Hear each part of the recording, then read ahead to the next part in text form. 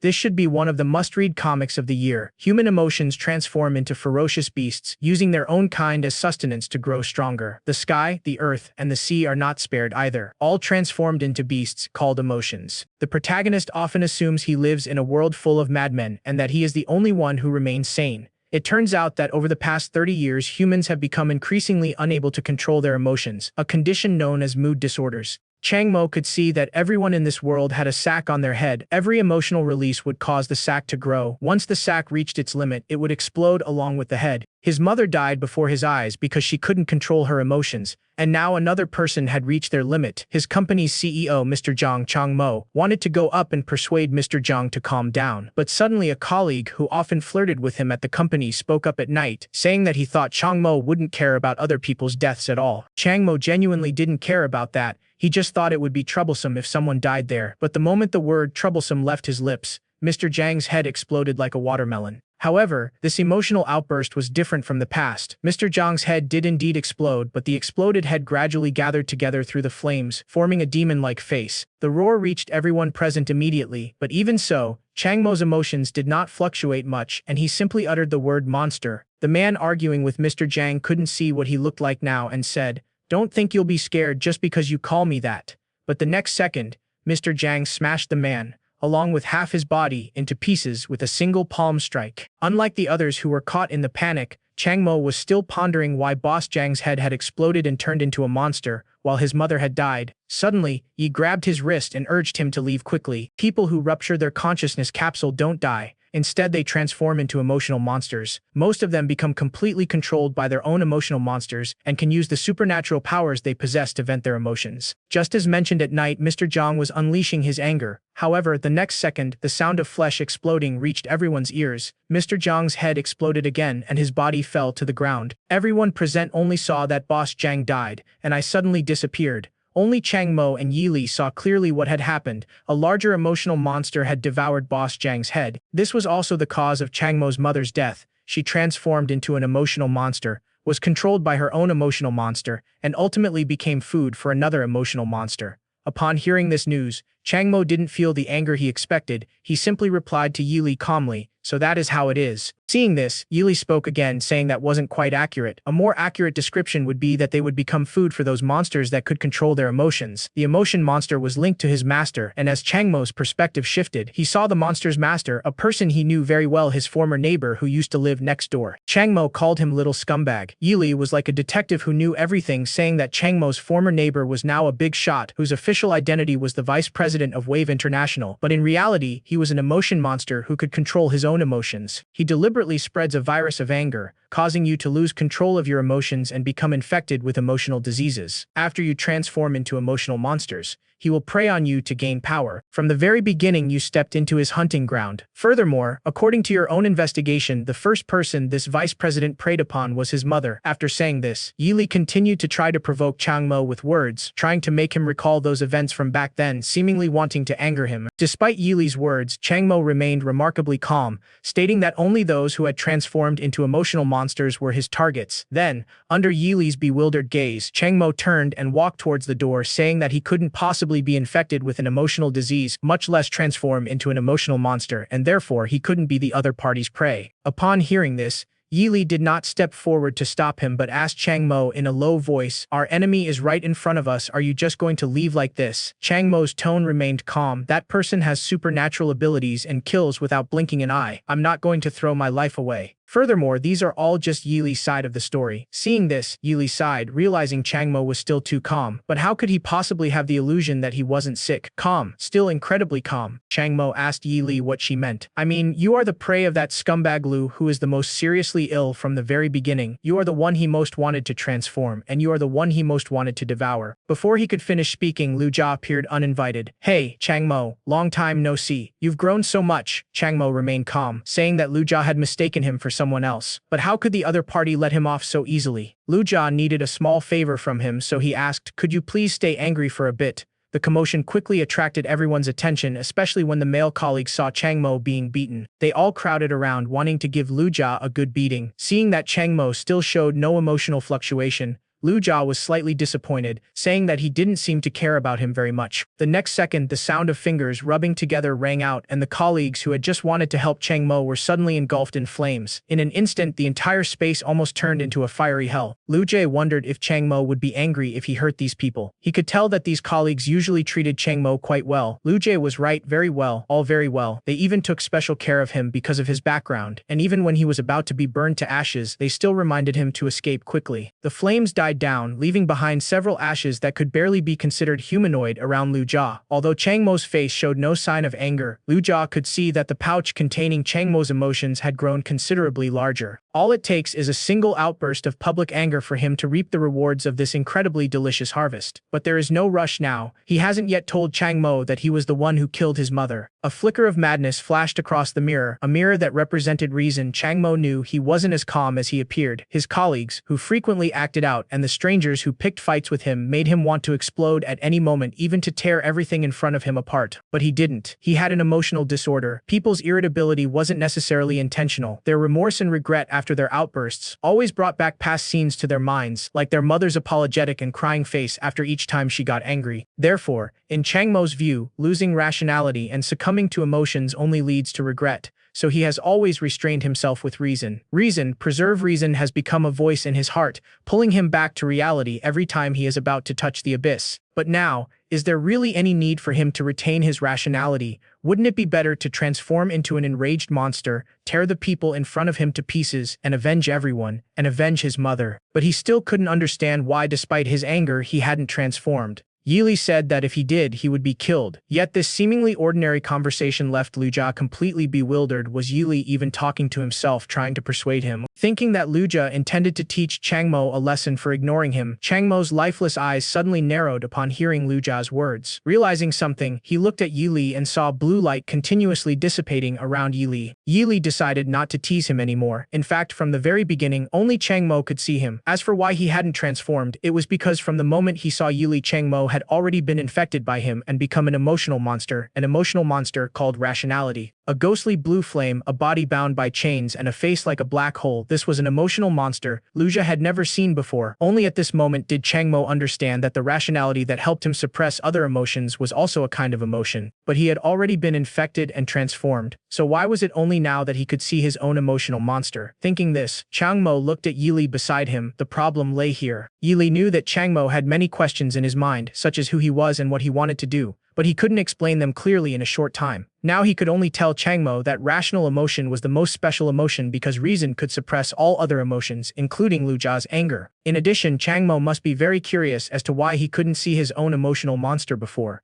It is actually a very simple reason in this world. He can only see it if he knows it. At this moment, Lu Jia was shocked because the emotional monster was far away from Chang Mo. In other words, Chang Mo had not become a slave to emotions, but had become an emotional being like him, capable of manipulating the emotional monster. Thinking of this, Lu Jia's anger was completely ignited. He couldn't accept that the guinea pig he had always manipulated had become like him. He wanted to take advantage of Chang Mo's inability to become familiar with the monster that controlled emotions and forcefully eliminate it. However, his all-out attack missed completely. Not only him but Chang Mo was also baffled as to why. Yili explained that Chang Mo was still unable to control his monstrous emotions, so he hadn't truly begun to interfere with this world. His emotional monster was now more like a projection, not truly present. As Yili explained, Lu Jia also guessed the reason. Chang Mo's emotional monster was still within his mental realm. After thinking it over, the monster, representing anger, lunged directly at Chang Mo. However, just as the monster was about to bite off Chang Mo's head, something terrifying happened. Lu Jia's expression gradually changed from smug to shock because the monster couldn't bite off Chang Mo's brain. It turned out that Chang Mo often restrained his anger, so his rationality had a very high resistance to anger. This level of attack was no different from a tickle. Although Lu Jia's attack couldn't hurt him, he couldn't control his emotional monster either and could only passively take the beating. Upon hearing this, Yili replied that it was simple, just have his emotional monster lend him its power,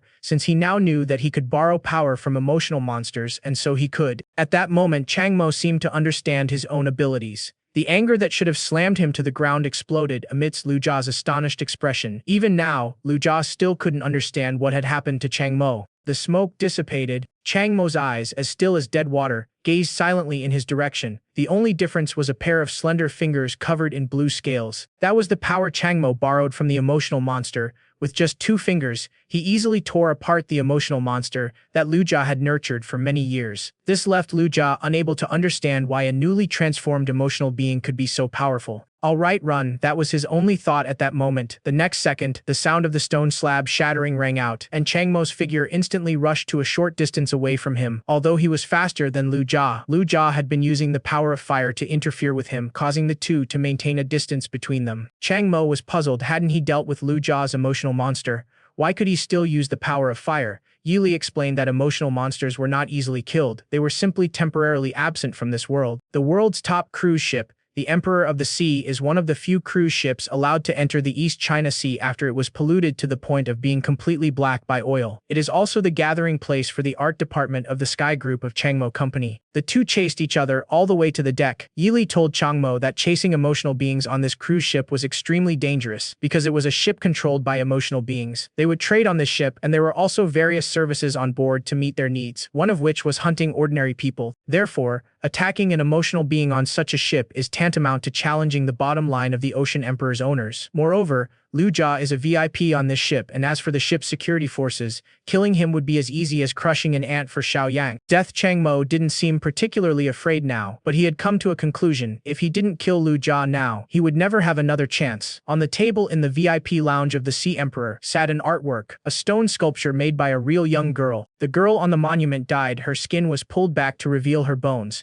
but the bones symbolizing death seemed to be of varying sizes, making the whole work very impactful. Moreover, the material used was not an ordinary girl, but the daughter of a country's prime minister. Today he presented this gift to the Ocean Emperor as a token of his gratitude for the collaboration facilitated by the Ocean Emperor. Victor Liu Yang, captain of the Ocean Emperor, from the Wilderness International Consortium. He laughed and said that the Wilderness International Consortium had just seized the market in Stanley and then sent the prime minister's daughter here, the Ugly Duckling Self-Help Association. Anna Chris, he'd heard the prime minister was unwilling to cooperate, but he never expected them to use this method. The way it is presented is quite imaginative. Seeing this, Song Huihui, the second young lady of the Song family of Daxia, also added her praise, saying that it was an honor for that young woman to be transformed into such a work of art. The Black Chain Cult with Donghai as its bishop. Master Zhao, I'm curious, why has the Wilderness International Consortium set its sights on the Great Xia Kingdom so quickly? Suddenly their conversation was interrupted. The newcomer informed Liu Yang that Lu Jia was being brutally beaten because his prey had successfully undergone a transformation. Upon hearing this, Song Huihui's tone was full of disgust. If it weren't for the fact that Lu Jia had followed that official for so long, given his rank, he wouldn't have been qualified to hunt freely on this ship. Victor was curious about who this big shot they were talking about was. Song Huihui advised him that if they wanted a smooth cooperation, it was best to avoid asking each other too many questions. Although Lu Jia was just a pawn who knew nothing, he still needed to give face to that big shot. Liu Yang instructed them to seal off the scene and prevent other emotional entities from approaching.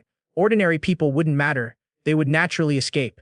As for Chang Mo, he probably didn't have any background, so just kill him. On the deck, Chang Mo was about to finish off Lu Jia when Lu Jia's words made him stop. Lu Jia claimed to know who killed his mother. Even so, Chang Mo still planned to collect some interest first. He heard Yili say that Lu Jia was the one who killed his mother, but now the other party said that he knew who the murderer was. It turned out that there was an emotional being in the old street where they lived back then, and it had been secretly spreading its emotional virus. Unsurprisingly, he was infected and became an emotional monster. However, the emotional entity didn't choose to devour him. Instead, it helped stabilize his condition, and he thus became its subordinate. Afterward, he was responsible for killing, while the emotional entity stole the emotional power of those killed to strengthen itself. Just as Chang Mo was about to ask about the other person's identity, Lu Jia's fear of that person surpassed even his current life or death crisis. The only useful information Chang Mo knew was that the other person's current status was very high, and since Lu Jia dared not say, he would send him to the netherworld. Suddenly a calm yet slightly arrogant voice rang in Chang Mo's ears. I command you to stop your heart from beating. It was that simple. Chang Mo collapsed, falling beside his enemy. After doing all this, the bespectacled man bowed slightly to Lu Jia and said, Sorry sir, I'm late. Lu Jia was puzzled as to whether the man knew him. The bespectacled man spoke respectfully, indicating that the Ocean Emperor would do its best to serve him. Upon hearing this, Lu Jia revealed a smug smile, stomped on Chang Mo's head with his foot, and said, Isn't he so awesome? Get up and kill me. Chang Mo had never heard such an outrageous request in his life, so naturally he had to grant it. Seeing that Chang Mo was still alive, Lu Jia had a sudden realization. She hurriedly hid behind the bespectacled man. The bespectacled man was quite surprised to see that Changmo was still alive. It turned out that Changmo had been commanded by the emotional power of the arrogant emotional entity, which directly ordered his heart to stop beating. After hearing Yi Li's explanation, Changmo felt it was a bit outrageous. Wouldn't that make the other party invincible? Yi Li replied that there was no such thing as invincible, it was just that the other party's emotional body was 2 major levels higher than his, so naturally he couldn't disobey orders. If it weren't for the fact that rational beings are resistant to all emotions, he would have actually died just now. In short, the bespectacled man is an opponent that Changmo absolutely cannot defeat at present. Looking at the bespectacled man, Changmo realized he couldn't see the other's emotional monster. Yi Li explained that the other's emotional monster, like his, was still residing deep within his own mind. The so-called mind realm can be understood as the main place where emotional monsters live. Previously, his emotional monsters were located at the boundary between the mind realm and reality, and therefore could be seen. Once the emotional monster penetrates deep into the mind, it becomes difficult to observe. Although Changmo wasn't dead, with the bespectacled man backing him up, Lu Jia felt like he had woken up again. You know what to do now, right, bespectacled man? I order you to kneel down. Once the order was given, Changmo, just like last time, was unable to resist. Yi Li continued to explain that this was a characteristic of commands from an arrogant emotional being. The lower the harm of the command, the harder it was to disobey. Given the significant difference in their social standing, issuing orders would make resistance much more difficult. Suddenly, Lu Jia appeared before him again, slapping him hard across the face. Lu Jia referred to his mother as a commoner, implying that they could treat him however they pleased. To repay Changmo for what he had just done, he planned to tell Changmo in detail about the day his mother transformed. I remember very clearly, the day your mother transformed was a rare day when he was clear-headed and not controlled by his emotions. His mom is a good cook and she made a special effort to apologize for losing her temper with you recently. Tomato stewed beef brisket is your favorite dish, but unfortunately in the end there was blood splattered all over the floor and even the ceiling, and the beef brisket was burnt. Actually, the fact that your mother was targeted was just a casual remark from that adult. At first, I was strongly against it. After all, your mother is a very good person. When I was poor, your mother helped me and brought me food. But later, as your mother started to lose her temper and I watched you fall from happiness into the abyss, I slowly began to like this feeling, the feeling of dominating someone else's life and depriving them of their happiness. I want him to become an emotional monster, and he must become an emotional monster. I want him to become a good deed, and he must become a good deed. The next second, Changmo stopped moving. He broke free from the control of arrogance. However, the bespectacled man had no intention of giving him a chance. I order you to cease all movement. I order you to kneel and kowtow. Seeing that Changmo was once again under control, Lu Jia said that he would make Changmo do it himself from now on, and that as long as Changmo swore an oath here to become his disciple, he could live. Even so, Changmo still maintained enough rationality. Simply because Yi Li knew too much, how could he not have expected this? Changmo asked Yi Li to state his conditions and he could accept them. Upon hearing this, Yi Li revealed a captivating smile. He gently told Changmo, "You only need to be willing to accept my power." The next second, a blue beam representing rationality erupted within Changmo's body, and blue crystals sealed his eyes. The bespectacled man could clearly sense that Changmo's emotional power was rapidly increasing at an incomprehensible speed. Surrounded by a space resembling a cosmic galaxy, Changmo experienced an unprecedented silence. Not only sound, but even emotions like sadness, joy, surprise, and excitement had vanished, as if everything was merely calculation. It shattered, turning into countless fragments of emotion that flooded into Changmo's mind. These were emotions he had once suppressed: joy, sadness, fear, doubt, and that heart-wrenching anger that pierced his very bones towards Lu Jia. The sound of shattering lenses rang out, the lenses breaking as if symbolizing Changmo's rationality. Golden eyes seemed to hold all the emotions of humanity, precisely the reason Yi Li had wanted to provoke him. Only by storing up enough anger can Changmo maintain his sense of self within his own power. Remember, in critical moments you must abandon reason. Only in this way can you harness the power of reason, otherwise you will lose control and become a rational emotional monster. Now enjoy your revenge. As soon as he finished speaking, the blue crystal on Changmo's face shattered and an abyss of emotional power surged within the space. The next second, the emotional power dissipated. Seeing this, Lu Jia mocked Changmo, thinking he was so powerful, but it turned out to be nothing special. However, the bespectacled man, who was of a higher level than him, saw the truth. It wasn't that his emotional power had disappeared, but rather that he could no longer perceive the level of Changmo's emotional power. Some people on the cruise ship collapsed to the ground while others trembled uncontrollably, their limbs unable to move. all because they had felt Changmo's power, a power that only a world-class emotional being could possess. For a world-class emotional being to unleash their power on the Emperor of the Sea is tantamount to waging war against the entire corporation behind it. But does that mean a world-class emotional being is invincible? No, because even world-class beings can die. On the deck, Lu Jia, unable to see the truth, thought the bespectacled man was lying to him. The bespectacled man also thought it impossible for a newly transformed newcomer like him. But that is the truth. Unlike Lu Jia, he could vaguely see some outlines. It was a supreme pressure, like a disaster, like the pressure of those great figures, a world-class pressure. After thinking it over, the bespectacled man told Lu Jia to run quickly, but could he escape? He couldn't. Before a world-class being, anyone who wasn't world-class was no different from an ant. Changmo hadn't expected it to be so easy, throwing down the two heads. Upon hearing this, Yili initially thought that Changmo had just twisted someone's head off right away, and now he felt uneasy. Changmo indeed felt that this approach was not good. He should have killed Lu Jia slowly. Yili was very satisfied with his performance. Only such extreme measures could control his rationality. But don't worry, the real show is just beginning. Because Changmo saw golden threads, like plant roots, extending all the way to the sky. That was the true helmsman of the Ocean Emperor, a world-class emotional monster. And it was precisely because of this. His fight with Lu Jia left the ship unscathed. In the world of emotional power, how much you can see depends on your strength. And Changmo, with the help of his power, was able to barely glimpse the true nature of the world. This is the true power of the Emperor of the Sea. Liu Yang is not Changmo. To say he is a world-class figure who doesn't know his own mortality is an insult. Prepare to die. Within the universe, between heaven and earth, any offense will be punished, all things will submit, and all will obey his commands. Any transgression will be paid for with blood. Changmo was puzzled. The opponent's emotional monster was chanting simultaneously with the emotional entity, but soon the power of reason allowed him to see through its true nature. The Sea Emperor could increase the power of its commands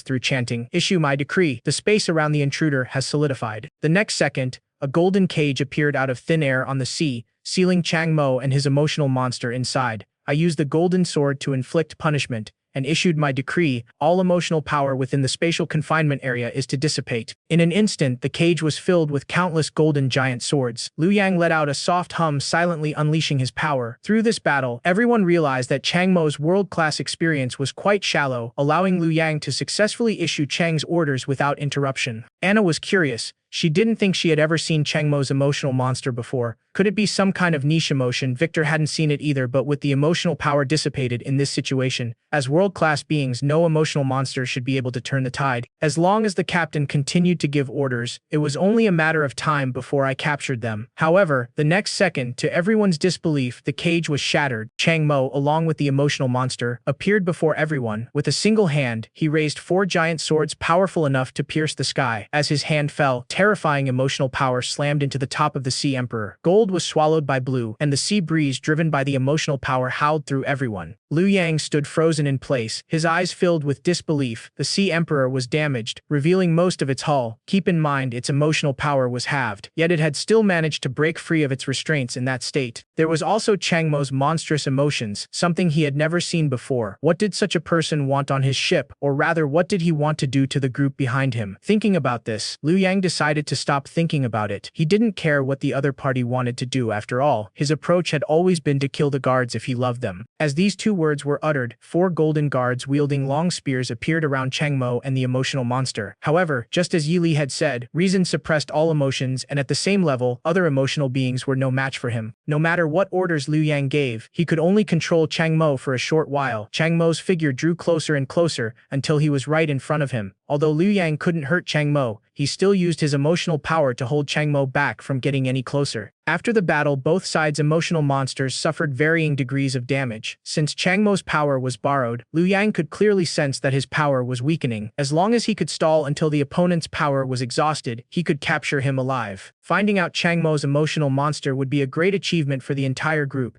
Just as Liu Yang had thought, Yi Li told Changmo that his power was about to run out. As for what to do next, the obvious answer was to run away. Little did he know that this very act would allow Changmo to see the true nature of this world. The ocean, the city, the land, and the sky all transformed into a monstrous beast called emotion. He had initially thought everyone was sick, but now he realized he was wrong. The sickness stemmed from the entire world, a world ruled by emotions. The emotions people possess determine the emotional monsters they create. My emotional monster is called reason. Reason can suppress all known emotions, but behind reason lies endless madness. Chang Mo only glanced at it casually and blood began to seep uncontrollably from the corner of his eye. He saw the truth of the world. The sky, the ocean, the earth, and the cities had all been transformed into a beast called emotion, and it wasn't just individuals who were sick but the entire world. Upon seeing this scene, Liu Yang immediately understood Chang Mo's current situation. It turned out that Chang Mo's power was borrowed. His own stomach was insufficient to withstand this reality. The next second, the spear formed from his emotions struck Chang Mo again. Yili appeared just in time, telling Chang Mo to close his eyes. Although he could see certain truths through his stomach, it was beyond his current capacity to bear. Now, let me take over your body. The massive spear tip was about to pierce down, and Chang Mo's expression mirrored Yi Li's, as the rational emotion monster used its remaining longsword to thrust towards the sea. To Liu Yang's horror, the Black Sea surged with waves large enough to obscure the sky and make the Emperor's ship roll. Liu Yang never imagined that there was such a strange being in the world capable of controlling the emotions of the Black Sea. As soon as he finished speaking, the waters of the Black Sea swallowed the Emperor of the Sea in an instant. On a beach in the East China Sea, Chang Mojing regained control of his body, and his long-damaged eyes were restored at that moment. Upon seeing this, Yi Li explained that in Chang Mo's subconscious, these glasses should symbolize his rationality. Once his emotions calm down, his rationality will take over again, so the glasses will reappear. After listening, Chang Mo remained silent for a while, then asked himself about the scene he had seen on the sea. It turned out that the world had undergone earth-shattering changes, but Chang Mo's level of understanding was unaware of them. For example, news reports say that the East China Sea is polluted by oil, but in reality, what pollutes the East China Sea is an emotional entity. Many years ago, a major war caused a world-class depressive emotional entity to go out of control, transforming into a black, viscous, watery substance which caused countless aircraft carriers and warships to sink in the sea. The face Chang Mo saw was the true form of the depressed emotional being. Donghai is it. The entire world is now controlled by emotional beings. Perhaps Donghai's emotional being is quite normal, just like that ship and the emotional monster that appeared behind him. As for that thing in the sky, however, the moment Yi Li uttered its name, Chang Mo couldn't hear a sound. Yi Li realized this was because Chang Mo's level was too low. He lacked even the capacity for comprehension, and his soul was insufficient to bear its grandeur. If one insists on figuring it out, it might lead to a mental breakdown. At this moment, Chang Mo feels a profound sense of disillusionment, like an ant discovering the vastness of the world. Is this the truth behind his mental illness? So emotional illness is just the tip of the iceberg. Yi Li understands his current feelings. For a small ant like him, perhaps dying without knowing why would be happiness, but he can never go back to his peaceful life. Fighting and danger will follow him like a shadow. As the one who brought him into this vortex, would Chang Mo hate him? The scenes that happened not long ago flashed through his mind. Not only would Chang Mo not hate him, but he would also be grateful to him. Although he knew Yi Li had ulterior motives, he had never felt so at ease. Like a newborn, he now wanted to know who Yi Li really was and what he wanted from him. Upon hearing this, a hint of disappointment appeared in Yi Li's eyes, for he was, after all, just a ghost flame. For years he had wandered the city unseen and unspoken. His rationality had faded, his power had waned, and he had lost a great deal of his memory. He had even forgotten who he was, remembering only his name. Like a wildfire without fuel, it will eventually go out, until he met Chang Mo. "Excuse me, I need to eat." Over the years, only he had spoken to him. Only he could touch him, only he was qualified to bear his rationality. If he is a wildfire, then Chang Mo is like a furnace. With him, one can maintain oneself and avoid extinction. That is why I approached you, pretending to be your colleague. That is why I helped you investigate your mother's death. That is why I risked everything to protect you on the Emperor of the Sea, and that I will do everything in my power to help him obtain all the money he desires. Power, status, everything he desires, I will give him. But in exchange, Chang Mo must become stronger, strong enough to see the secret in the sky, strong enough to explore the secret in the sky, because the most important part he is missing is in the sky. After speaking, Yi Li reintroduced himself. His name was Yi Li, and today was also his first day of school. A strange emotion welled up inside him, a longing that Chang Mo felt. Family. Hello, Chang Mo. This is our new life. The Sea Emperor surfaced, and Song Huihui asked the person beside her if they had found out Chang Mo's identity. Unexpectedly, Chang Mo's information was surprisingly easy to find. Chang Mo, 18 years old, an artist at the Tianji Group in Donghai City, whose mother died when he was 10, suspected of being hunted down by Lu Jia. According to their company's annual health check report, he was still considered an ordinary person in March of this year. This information was utterly unconvincing to Song Huihui. After all, he was someone capable of fighting the Sea Emperor, meaning he was at least a world-class fighter. It is impossible for such a significant increase in strength to occur in just a few months. But soon, Song Huihui realized a possibility: borrowed power. The man also thought this was a possibility. When Chang Mo was fighting Liu Yang, his eyes suddenly bled. He must have seen that thing in the sky. If it were his own power, it wouldn't have caused that. Upon hearing this, Song Huihui immediately became interested. Not only could she borrow such power, but she could also control the Black Sea. He was eager to know who was behind Chang Mo. After saying this, he told Zhao Yan not to tell Liu Yang this information yet, and then he left. Without world-class power, staying up all night is really bad for your skin. Zhao looked on with curiosity. Are they just going to abandon Chang Mo? Song Hui will put his mind at ease. With the Song family's influence in the Great Xia Kingdom, Chang Mo can't escape, and the person behind him who is using his power won't escape either, and they were determined to seize this power. It was all for their adults. In a certain mountain forest, Yili wondered what Chang Mo's next plans were. Chang Mo's idea was simple: find the person who truly killed his mother and then eliminate him. Yili told him not to act rashly. A powerful figure lurking in the shadows was someone he couldn't handle in his current state. The most urgent thing was to find a place where he could be protected. If he wasn't mistaken, the forces on that ship were definitely looking for him, and his strength was almost exhausted. If another world-class expert came along, he would have no chance of survival. Putting aside the power of the Sea Emperor,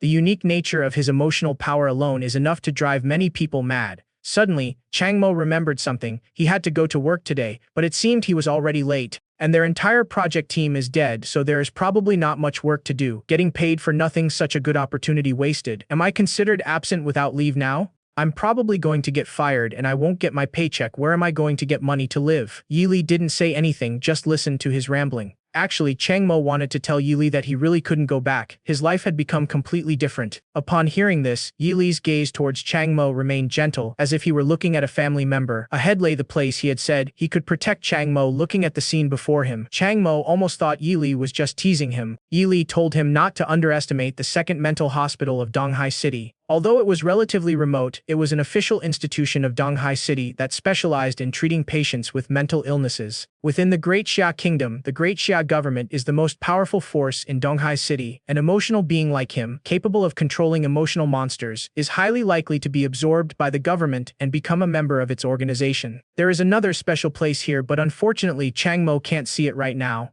Do you remember those giant emotion monsters you saw in Donghai City when you lent me your power? One of them is to protect this place. The girl has a disease that requires her to look at handsome men every day. If she doesn't see 99 handsome men, her head will split into eyeballs of different sizes. Seeing this, the nurse comforted her, telling her not to be afraid because 9 out of 10 of the 90%. He made a rare discovery. Not only did the nurses here have cysts on their heads, but even the patients rarely had them except for the man next to him.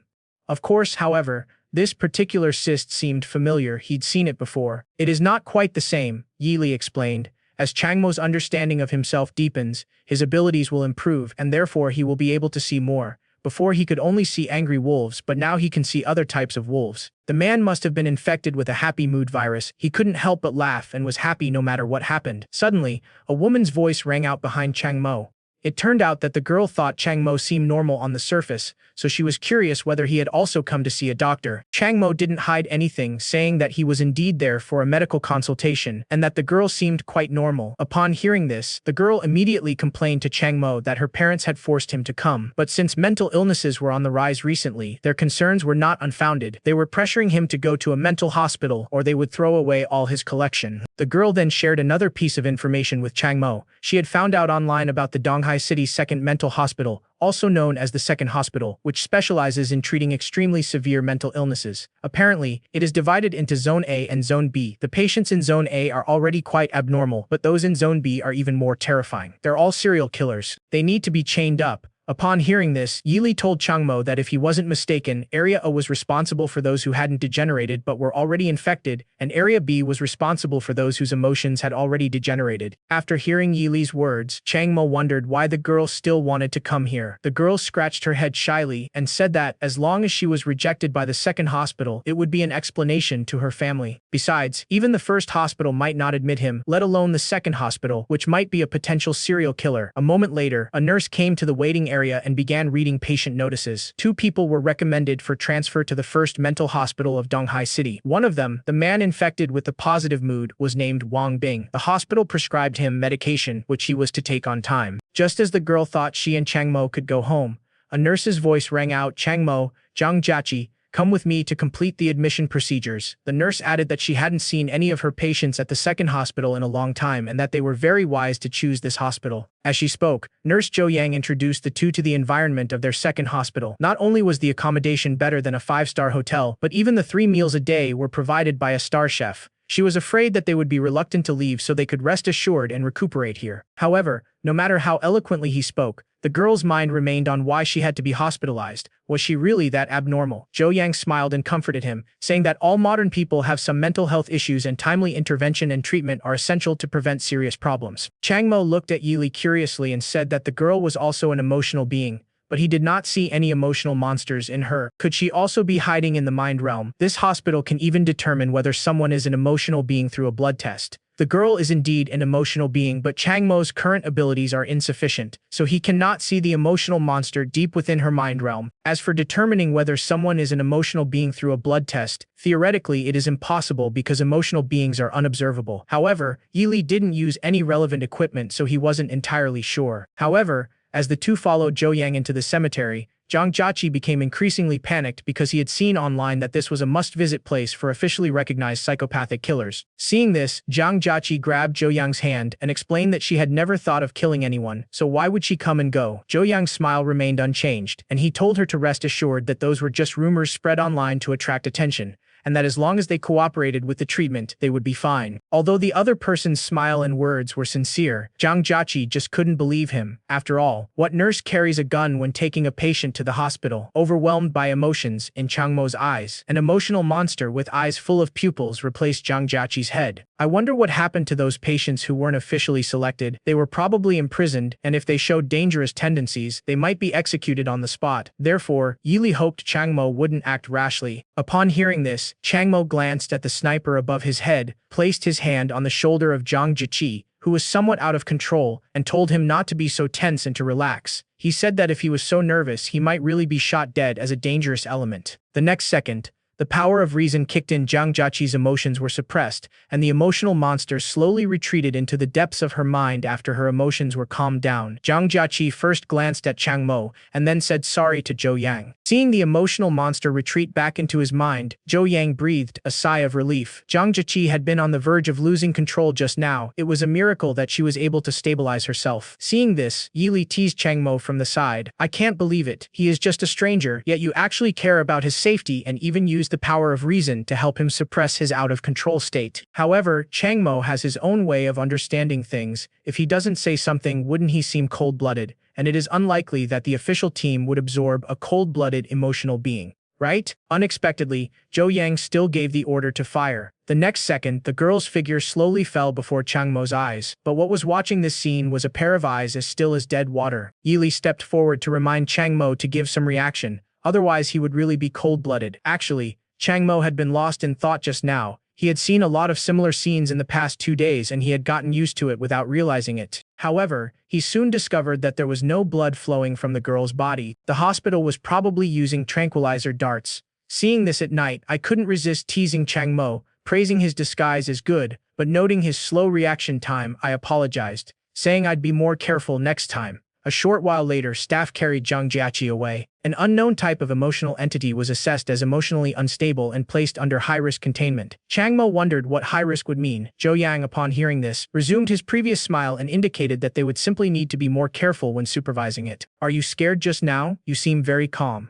How about I give you an assessment here? I'll just ask a few questions. An assessment. This is a fragment of a sentence, possibly a quote from a poem or poem. However, believing that sincerity was the ultimate weapon, Chang Mo began to recount when he discovered the wolf and how he gained some kind of power that others couldn't see. As he spoke, he borrowed a bit of the power of reason right in front of Zhou Yang. I think it is a hallucination, so I wanted to come to the hospital to get it checked out. Can you see what is in my hand? Zhou Yang's pupils contracted slightly, then he turned around as if to leave, indicating that he needed to report to his superiors. The order to fire was given the next second, and Mo, like Zhang Jiaqi, fell to the ground. He hadn't expected to encounter two unfamiliar emotional entities in one day. Old Lee did a good job, but there was no need to issue a warning. Old Lee smiled along, curious why they needed to try this too. He thought Changmo seemed perfectly normal. Zhou Yang sighed helplessly, saying that these seemingly normal emotional outbursts were the most frightening. He had previously reviewed the surveillance footage of Changmo's hospital visit. Although it was well concealed, he still noticed something amiss with occasional body language. Changmo was talking to someone he couldn't see, a classic sign of schizophrenia. He seems gentle and talkative now, but who knows if he'll turn into a ruthless killer in the next second. Moreover, Changmo's emotional power is the type I've never seen before. What is even more terrifying is that his emotional monster didn't appear when he used his emotional power, which means he has mastered the ability to control his emotional power. A schizophrenic who skillfully wields unknown emotional power is more terrifying than the girl and must be subdued immediately. However, just as Zhou Yang called for someone to move Changmo to the ward, Changmo sprang to her feet right before his eyes. Zhou Yang stumbled at the sight and asked how Changmo was all right. Old Lee immediately ordered his men to go on high alert. A dense chorus of footsteps sounded, and countless gun barrels were pointed at Changmo's head. Seeing this at night, he advised him not to get up. Since that was the case, Changmo didn't intend to sit and wait for his death any longer. He lowered his head, raised his hands above his head, and said, "Don't shoot, I surrender." This scene left everyone present completely dumbfounded. A moment later, Zhou Yang put a special chain on Changmo to suppress his emotional abilities. In his eyes, Changmo was now just an ordinary person. Tongren will have to put up with this for a while, but will it really work? Not only will it not work, Changmo can even feel a power flowing into his body. Yi Li then approached and said that Changmo must be very curious about why he was absorbing the power of the refinement, because the metal used to create the refinement had long been infected by rational emotions, and thus the refinement had the effect of suppressing other emotional powers. What is a prison for others is a great tonic for him. Dong Hai, the director of the Emotional Management Bureau, Q Weiman, called Song Huihui and said that the person he was looking for had been found and was now in the second hospital as a patient. The second hospital is under your jurisdiction.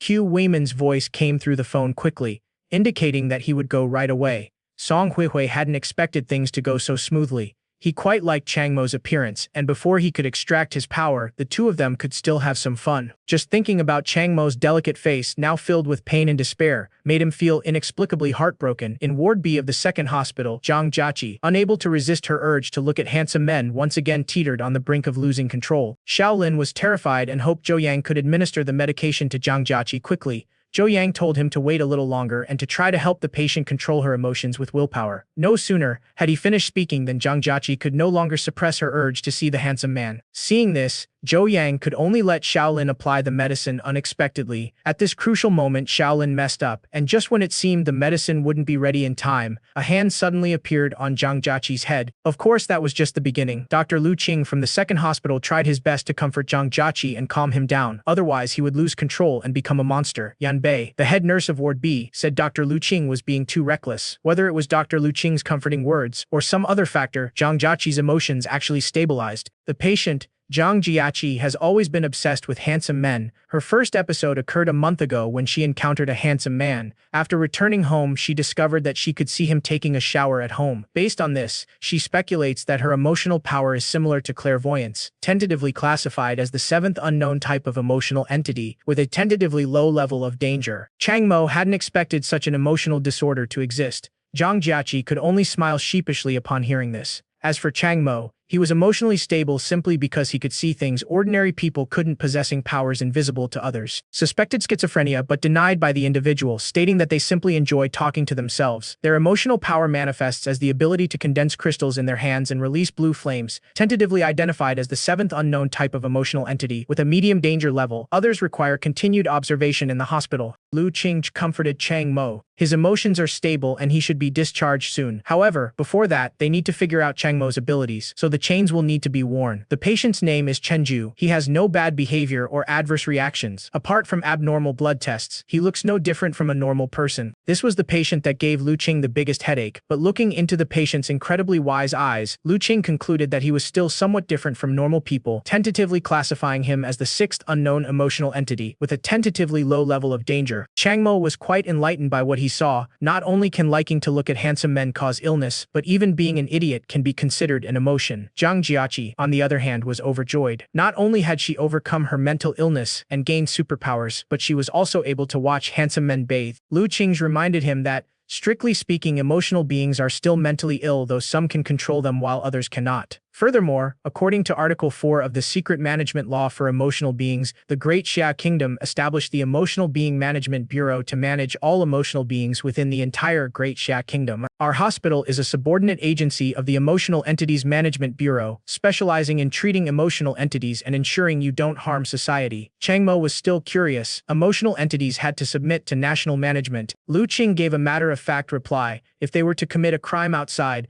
the Donghai City Emotional Management Bureau would come to arrest them, and they wouldn't be as gentle as we are. You're all lucky to be alive. I couldn't have saved you then. Understand? With that, Lu Qingji prepared to leave the ward. If they're interested in emotional management methods, they can ask the nurses. Suddenly, Zhou Yang spoke up, saying he had an urgent matter that required his attention. Chang Mo looked at the emotional body management method in his hand and couldn't help but admire the power of the Great Xiao Emotional Bureau, which even possessed a secret emotional body management method. He just didn't understand why Lu Jia could still get away with it if the emotional body secret management law was truly written and the emotional body couldn't violate the laws of the Great Xia dynasty. Ye Lai understood the intricacies of the matter very well. On the surface, there must be fairness and justice, but behind the scenes, there are definitely all sorts of secret deals. Lu Jia's escape from justice clearly involves high-ranking officials in the Emotional Management Bureau, but as for who is involved and how deeply, no one knows. As for how Yi Li found out about this, it is simple: the police records. The police had long suspected Lu Jia, but the case was later transferred to a secret department for investigation, and that is where it ended.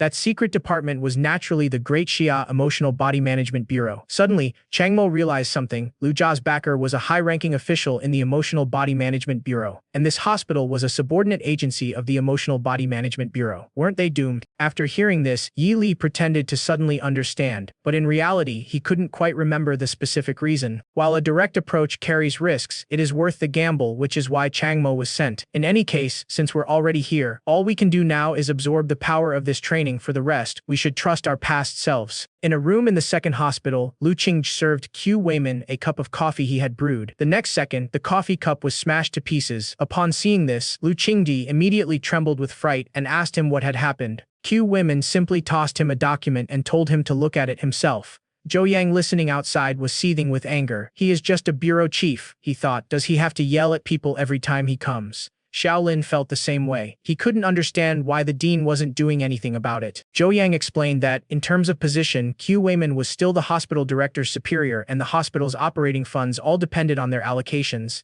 Therefore, the director had no choice but to stop seeing Q Weiman. Now Dr. Lu is the one receiving them, while Q Weiman is still quite respectful to the hospital director, but he basically doesn't give Dr. Lu a friendly look. Dr. Lu trembles with fear every time she sees him. Just last night, this man committed murder on the Sea Emperor cruise ship, and this morning he fled to your hospital, whereupon your hospital actually admitted him. What forces are behind the Sea Emperor cruise ship? Don't you know? This man is a murderer. Don't you know? This has become a diplomatic incident, don't you know? After hurling these insults, Q Weiman let out a long sigh of relief and told Lu Qing to hand over the man right now, or else he wouldn't be so polite. He thought this would be easy to handle, but he figured this time he'd probably scared him half to death. He wasn't even trembling anymore. Suddenly, a drop of red liquid landed on his shoulder. At first, Q Weiman thought it was his imagination, but the next second, blood poured over him like water. Q Weiman still thought it was a hallucination until blood filled the entire room and gradually gathered at his feet. Yes, Lu Qing was indeed afraid, but his fear wasn't directed at Q Weiman from the outside. Rather, it was his fear that he wouldn't be able to resist killing him. He is a caring older sister to his patients with a sweet smile that seems to hold a heart that embraces everything.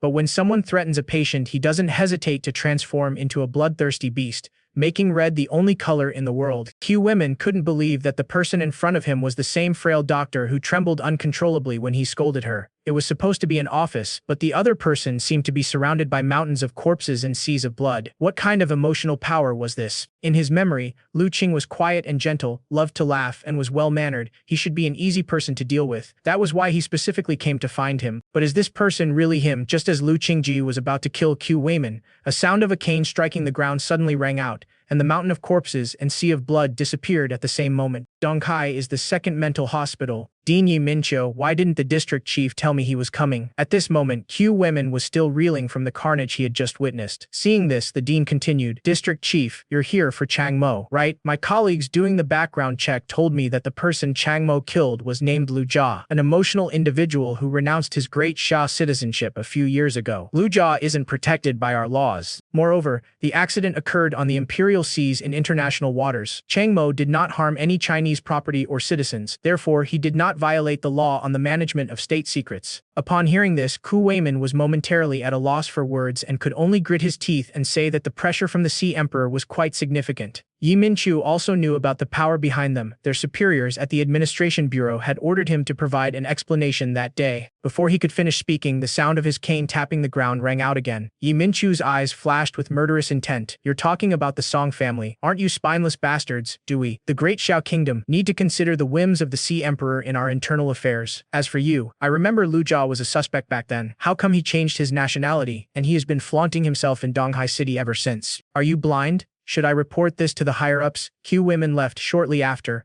Without uttering a sound, Yi Minchu snorted coldly. "You brat, talking nonsense to me like that." Suddenly, Lu Qing sidled up to the dean, starting to fawn over him, saying, "Dean, you're the best." However, what he got in return was a flick on the forehead with his cane. "Tell him to control his emotions. Do you want to lose control?" Lu Qing didn't really want to be like this, but after suppressing his emotions for so many years, he needed a break. Besides, he felt his condition was starting to stabilize recently, but unfortunately, Yi Minchu wasn't buying it. "This is your most crucial moment. You must control your emotions and not be careless." What else could Lu Qing do? He could only obediently endure it. However, he was still very interested in the battle taking place on the Sea Emperor. That was a world-class battle. Even the polluted Donghai City was thrown into turmoil by it. Could this world-class battle be Cheng Mo? Perhaps his target from the beginning was the Sea Emperor. The dean didn't actually know the specifics, but Cheng Mo was definitely not world-class. Records showed that Cheng Mo had lived in Donghai City since childhood and had annual checkups. His most recent checkup showed he was still a normal person, so it couldn't be him. There must be a world-class emotional entity behind him. As he listened, a demonic scent wafted past Lu Qingge's nose. He was curious about what this unknown world-class emotional entity was up to. He didn't believe that they would fight the Sea Emperor just to save Cheng Mo, and why they would even send Cheng Mo to the second hospital. Xiang Zhuo's blood-red eyes lit up again. He suspected that the next target of that world-class emotional entity was their second hospital. Suddenly, the cane struck his head again. By the time Lu Qing reacted, the dean was already in a corner, complaining about how the flowers he had asked him to grow had turned out, and how they were still hiding in the corner, thinking he couldn't see them. Lu Qing was furious at the sight. "Dean, we're talking about serious matters." Yi Minchu reassured him that the world-class emotional being wasn't in the second hospital. If it were within the second hospital's jurisdiction, she would definitely be able to find it. As for Cheng Mo, as soon as Cheng Mo was mentioned, Lu Qing snorted and said that he definitely had bad intentions and that he should have handed him over earlier. Yi Minchu did not answer directly, but said that emotional beings are like plants. Some plants can grow strong without external force, but some plants need others to support them, otherwise they cannot stand. This kid is pitiful. His parents died early and he started working at a young age. Just when things were starting to look up, he was hunted down by an emotional monster. By the way, that scumbag Lu is the suspect who killed his mother. What a coincidence. It was clearly orchestrated. Many secretive organizations or cults select suitable individuals, especially those like Cheng Mo who have deep-seated grudges, to help them avenge their enemies in exchange for their loyalty. Cheng Mo may have come to the Second Academy on a mission, but since he is a citizen of Great Xia,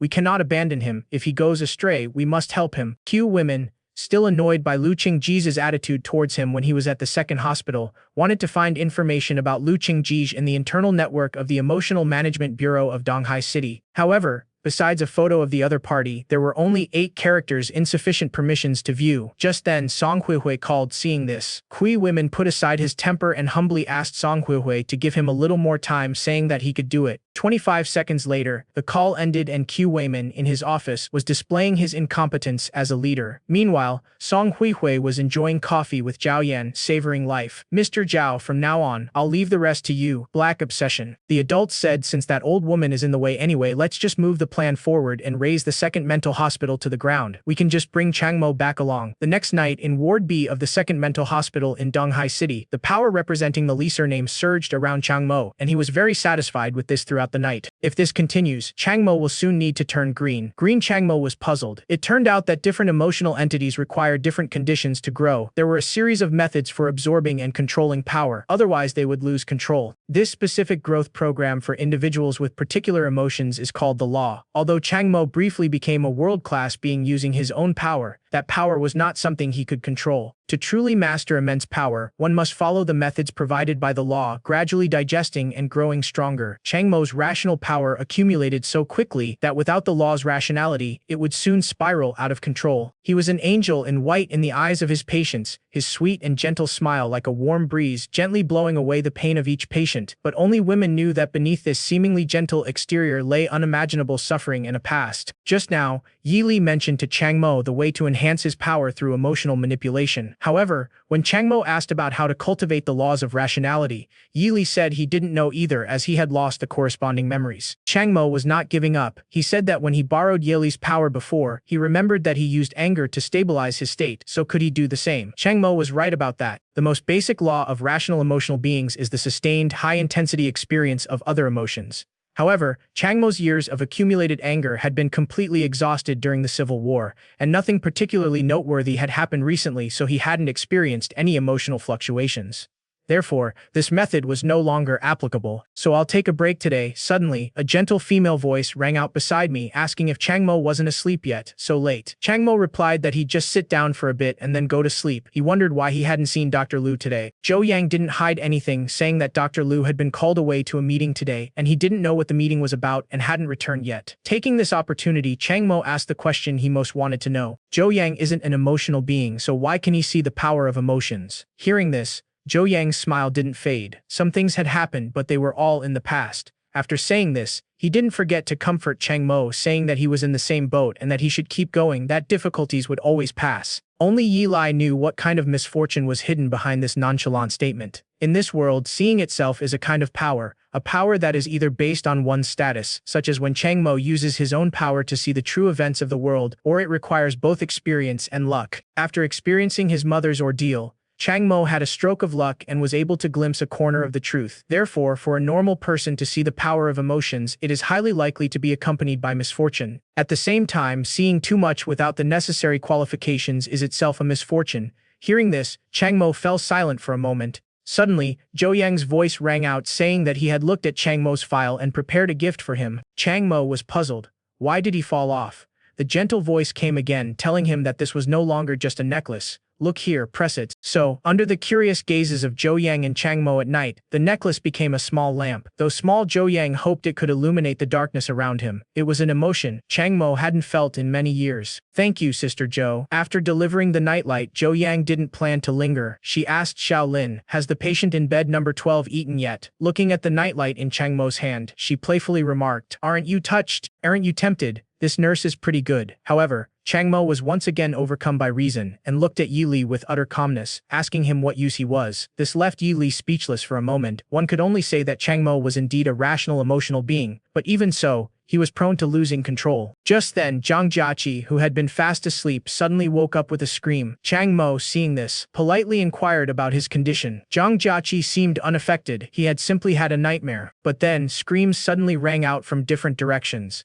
Xiao Lin sighed, saying how restless their sleep was. But before he could finish, a tremendous force and an explosion occurred. Chang Mo, who had just returned to a rational state, suddenly narrowed his eyes. Zhang Jiaqi almost screamed. Xiao Lin was unharmed, only collapsing onto the floor behind him. Chang Mo didn't understand what had happened. The entire room seemed to have been wiped clean. Xiao Lin stared blankly at the severed hand on the ground, tears welling in his eyes. It turned out that Zhou Yang had pushed him away just before the explosion. Before he could grieve for long, a figure crawled out of the pit, accompanied by unrestrained laughter. Seeing this, Yi warned Chang Mo to be careful. It was the body's joyful emotions spiraling out of control. The body's capacity for joyful emotions is to break down all matter, and the commotion just now was caused by him. However, no sooner had he finished speaking than the wall next to Chang Mo was blasted open by some force, not only beside him but also above his head. It turned out that almost all the patients in the second hospital had gone out of control. Seeing this, Xiao Lin wanted to call the guards, but a dense barrage of gunfire erupted at that moment. Chang Mo looked at Xiao Lin, indicating that the guards probably couldn't handle them. Gunshots and this abnormal loss of control, the second hospital had been attacked. Xiao Lin was puzzled. Why would they, as an official force, be attacked? Where was the hospital director? But what others couldn't see, those in the night could see clearly. Their director was currently busy. It is updated. It is updated.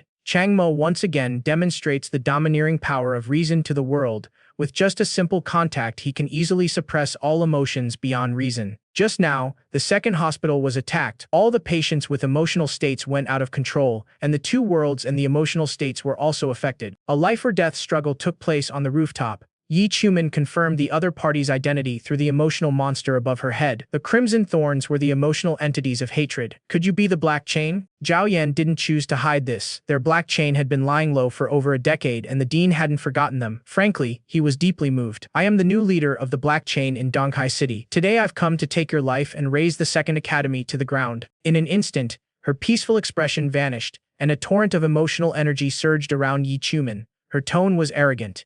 But binding my emotional monster within your mind and using your physical form to decide victory or defeat was the biggest mistake you ever made. As soon as she finished speaking, a ferocious behemoth took Yi Chuman's place, its unique world-class emotional pressure enveloping the entire rooftop at the same time. Inside the ward, Cheng Mo looked at Yi Li beside him. According to him, two world-class emotional beings were fighting. In terms of destructive power, the second hospital would be razed to the ground in no time, and they would inevitably be affected as well. Yi Li reassured him that the two sides seemed to have a tacit understanding, both choosing to focus their main forces on the battle in their mental realms, so they shouldn't be affected. However, he still wanted to remind Chang Mo that he was currently powerless and would have to rely on Chang Mo himself from now on. They were now bound by fate. If Chang Mo died, he would perish with him. At this moment, Shaolin was still gripped by panic, muttering to himself why the dean hadn't come to save him yet. Seeing this, Zhang Jiaqi urged him to cheer up and quickly find a way to calm these patients down. But what could Shaolin possibly do to calm these out-of-control patients? After all,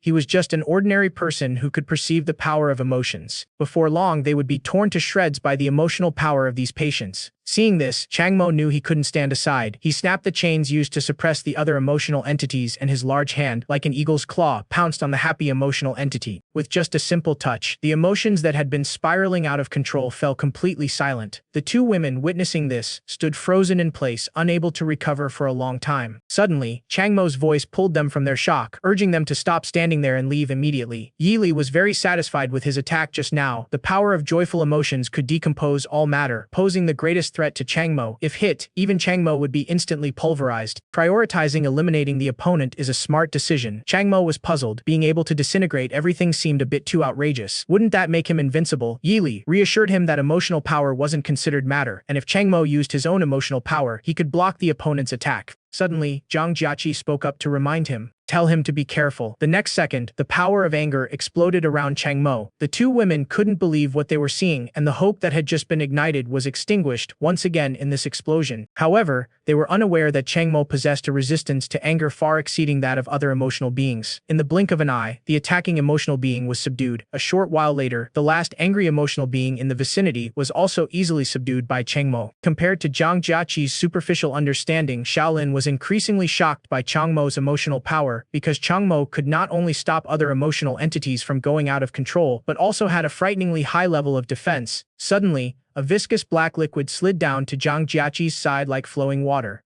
A patient with a very sad expression was seen, and an unknown liquid was constantly oozing from his body. Upon seeing this, Kobayashi recognized the patient and warned the two to be careful, explaining that this was a sad emotion monster capable of silencing everything. However, sad emotion monsters usually don't move, and there is no danger as long as they aren't provoked. Yi Li then reminded Chang Mo that he wasn't very resistant to sadness and shouldn't get involved with the black water. This person was likely infected by the Black East Sea but was still very weak. It was alright, let Chang Mo leave quickly. Upon hearing this, Zhang Jiaqi quickly stood up and moved away from the pool of black liquid. Chang Mo, you're so calm. Even Shaolin noticed the anomaly. Seeing this, Chang Mo tried to justify himself, saying he was actually very nervous, but they just hadn't noticed. Suddenly, Zhang Jiaqi thought of their fellow patient Chen Ju. Turning her head, she saw that Chen Ju's bed had been crushed by rebel Chang Mo. Seeing this, said that Chen Ju was probably dead. Hearing this news, Shaolin was plunged into grief again. He had just been fine. How could things have suddenly turned out like this? Sister Zhou and Chen Ju are both dead. Zhang Jiaqi patted him on the shoulder, telling him to cheer up. The most important thing for them now is to survive. With Chang Mo around, everything will be alright. Suddenly, a figure appeared in everyone's sight. Chen Ju was hugging Chang Mo's leg, indicating that Zhang Jiaqi was right, and that with this brother around they would definitely survive. It turns out that Chen Ju accidentally rolled off the bed while sleeping and then heard the explosion. He has been cowering in a corner ever since. Anyway, enough talk, let's run. The once angelic figure in white, his eyes now white, floats in mid-air. This is not an ascension, but something only men can see. Blood-red thorns pierce him from the outside in, causing immense harm. Just moments ago, the four of them successfully escaped their ward. Changmo asked Xiaolin if she had Dr. Lu's phone number, but when Xiaolin turned on her phone, she discovered that the second hospital, which should have full network coverage, had no signal. Changmo told him that it was probably a signal jamming device, and that the gunfire outside could no longer be heard. The guards had probably been dealt with by the attackers, but before Changmo could take any further action, he noticed that, apart from himself and Chenju, the two girls were already panting heavily from exhaustion. Seeing this, Changmo looked at Yili and said, "Come to think of it, I haven't been out of breath much lately even with strenuous exercise. It is because I've become an emotional being." Yili explained that different emotional beings cause different changes to the body. Li Xin's power can improve control in all aspects, so Changmo's physical strength has indeed improved. After listening, Changmo looked at Chenju beside him. He didn't know if the other man's good physical fitness was due to his own strength or the power of his emotions. At this moment, Zhang Jiaqi was clearly unable to run anymore. She said that the gunshot should be able to reach the clinic and someone might call the police. Maybe they should find a place to hide. However, what Xiaolin said next sent a chill down his spine. Actually, at night, the entire hospital building was deserted except for our B section, where everyone felt at ease because the hospital director was there. They needed to find the dean now. Changmo told him to give up the idea. The dean hadn't come for so long. He must have been held up by the enemy. The second academy was already remote. Now it was like an isolated island, and with the enemy coming prepared, they had to escape first. Chenju was puzzled. The hospital director was the only one with an emotional personality in the entire B ward that seemed too risky. Reminded by Chenju, Xiaolin then remembered that besides the hospital director and Dr. Lu, who was away at a meeting, the head nurse was also an emotional personality. Soon, Yanbei's face appeared in Changmo's mind. Changmo didn't have much of an impression of this head nurse because he rarely saw her. So both the doctor and Yanbei were very powerful emotional beings. How powerful? Suddenly, the wall beside him burst open and an enraged monster charged at Changmo. Changmo didn't react much. He simply pressed a button, putting the patient into a deep sleep. As the crisis was resolved, Xiaolin saw Mai lying on the ground not far away. Upon observation, he discovered that Mai was no longer breathing, but just as the three were overwhelmed with mixed emotions at this scene, Changmo thought of something else. How did the enemy manage to make so many patients lose control at the same time? Xiaolin didn't know either. They had been giving the patient medication on time. These medications, like the chains that had bound Changmo before, could suppress his emotions, so it was impossible for the patient to suddenly lose control. Upon hearing this, Changmo seized upon this loophole. Could it be that they tampered with the medicine? Since the timing of taking the medicine was the same, the timing of the onset of symptoms would naturally be the same as well. How could the second hospital not have thought of this problem? All the medicines have been rigorously tested, and to make different emotional states go out of control, the medicines must be targeted. Zhang Jiaqi didn't quite understand what this sentence meant. What does targeted medication mean? It turns out that the medication prescriptions at the second hospital are similar to the 5 elements of mutual generation and restraint. If you want to make a patient lose control, you have to give the angry emotional body medicine and the happy emotional body medicine, and the happy emotional body medicine. Only in this way will the emotional body lose control due to the sudden increase in power. Their medications were all prepared by the head nurse with predefined names, and then the nurses in each ward would administer them to the patients, so the enemy couldn't possibly do it. At this point, even the slow-witted Kobayashi realized something. Could it be? Could it be that the head nurse agreed with Changmo's opinion, because that is the only possibility? Yanbei, acting in concert with those inside and outside, distributed the medication that caused the patients to lose control, leading to the collective loss of control. This also explains why only a few of them didn't lose control, because they were all unrecorded emotional entities. The head nurse couldn't drug them. After another period of arduous escape, Changmo and the others stopped just before reaching the exit, because the head nurse Yanbei, whom they had been discussing earlier, was hovering not far from them. Its appearance was utterly terrifying. Zhang Jiaqi panicked immediately. How could it fly? Was it going to deal with them? But Xiaolin showed no fear and questioned Yanbei about why he had betrayed the second academy. Sister Zhou and Mai both died at the hands of patients because of him. However, no matter how much he questioned and shouted, Yanbei remained unresponsive. Suddenly, Zhang Jiaqi realized something was wrong. Yanbei didn't seem to be flying in the sky, but rather something had sent him there. Upon hearing this, Changmo realized that apart from himself, none of them could see Yanbei's true appearance at this moment. Their head nurse was indeed not floating in the air, but rather hanging in the air after being pierced by blood-red thorns. Judging from his appearance, he must have been dead for quite some time. Upon hearing this news, Xiaolin deflated like a punctured balloon, collapsing to the ground. As for the reason, the only explanation Changmo could think of was to silence him. After thinking it over, Chang Mo casually glanced around again. Even as a rational and emotional being, he couldn't help but shrink his pupils, because outside the door was no longer the human world, but an infernal hell overgrown with blood-red thorns. Before Chang Mo could recover from his shock, crimson thorns, like countless tiny spikes, began to sprout all over his body. The man cautiously extended his hand out of the window, only to be pierced through the heart the next second. It turned out that a being of hatred was lurking in the shadows of the hospital, and anyone whose body was exposed to thorns would be attacked.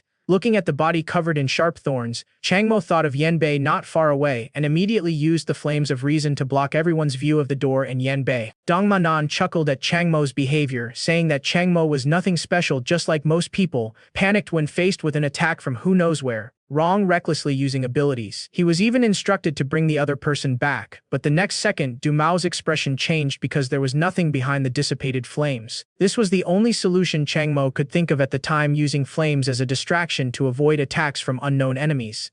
Seeing this, Du Maonan retracted his earlier words, but unfortunately Chang Mo still couldn't escape. In the hospital corridor, Shaolin was puzzled as to why Chang Mo had dragged them back again. Suddenly, Jiang Jiaqi noticed something. Unlike Shaolin, who couldn't see anything, he saw that Chang Mo's whole body seemed to be covered with blood-red spikes. Yi Li showed some curiosity upon hearing this, praising Jiang Jiaqi for being able to see the spikes, attributing it to the power of specific emotions. In contrast, Shaolin was far inferior, unable to even see a blurry afterimage. As for Chen Ju, Yi Li didn't understand what was going on with him either. Chang Mo said that none of that mattered, they should deal with the immediate situation first. He hadn't seen where the spikes came from at all, and they disappeared after being pulled out. What is more troublesome is that, without anyone knowing when, Area B has been surrounded by crimson thorns. Thinking this, Chang Mo stretched his hand out the window. Shaolin wondered what he was doing, and finding his hand unharmed, Chang Mo thought he was just imagining things. But the next second, crimson thorns pierced through his flesh. It covered the entire palm. Seeing this,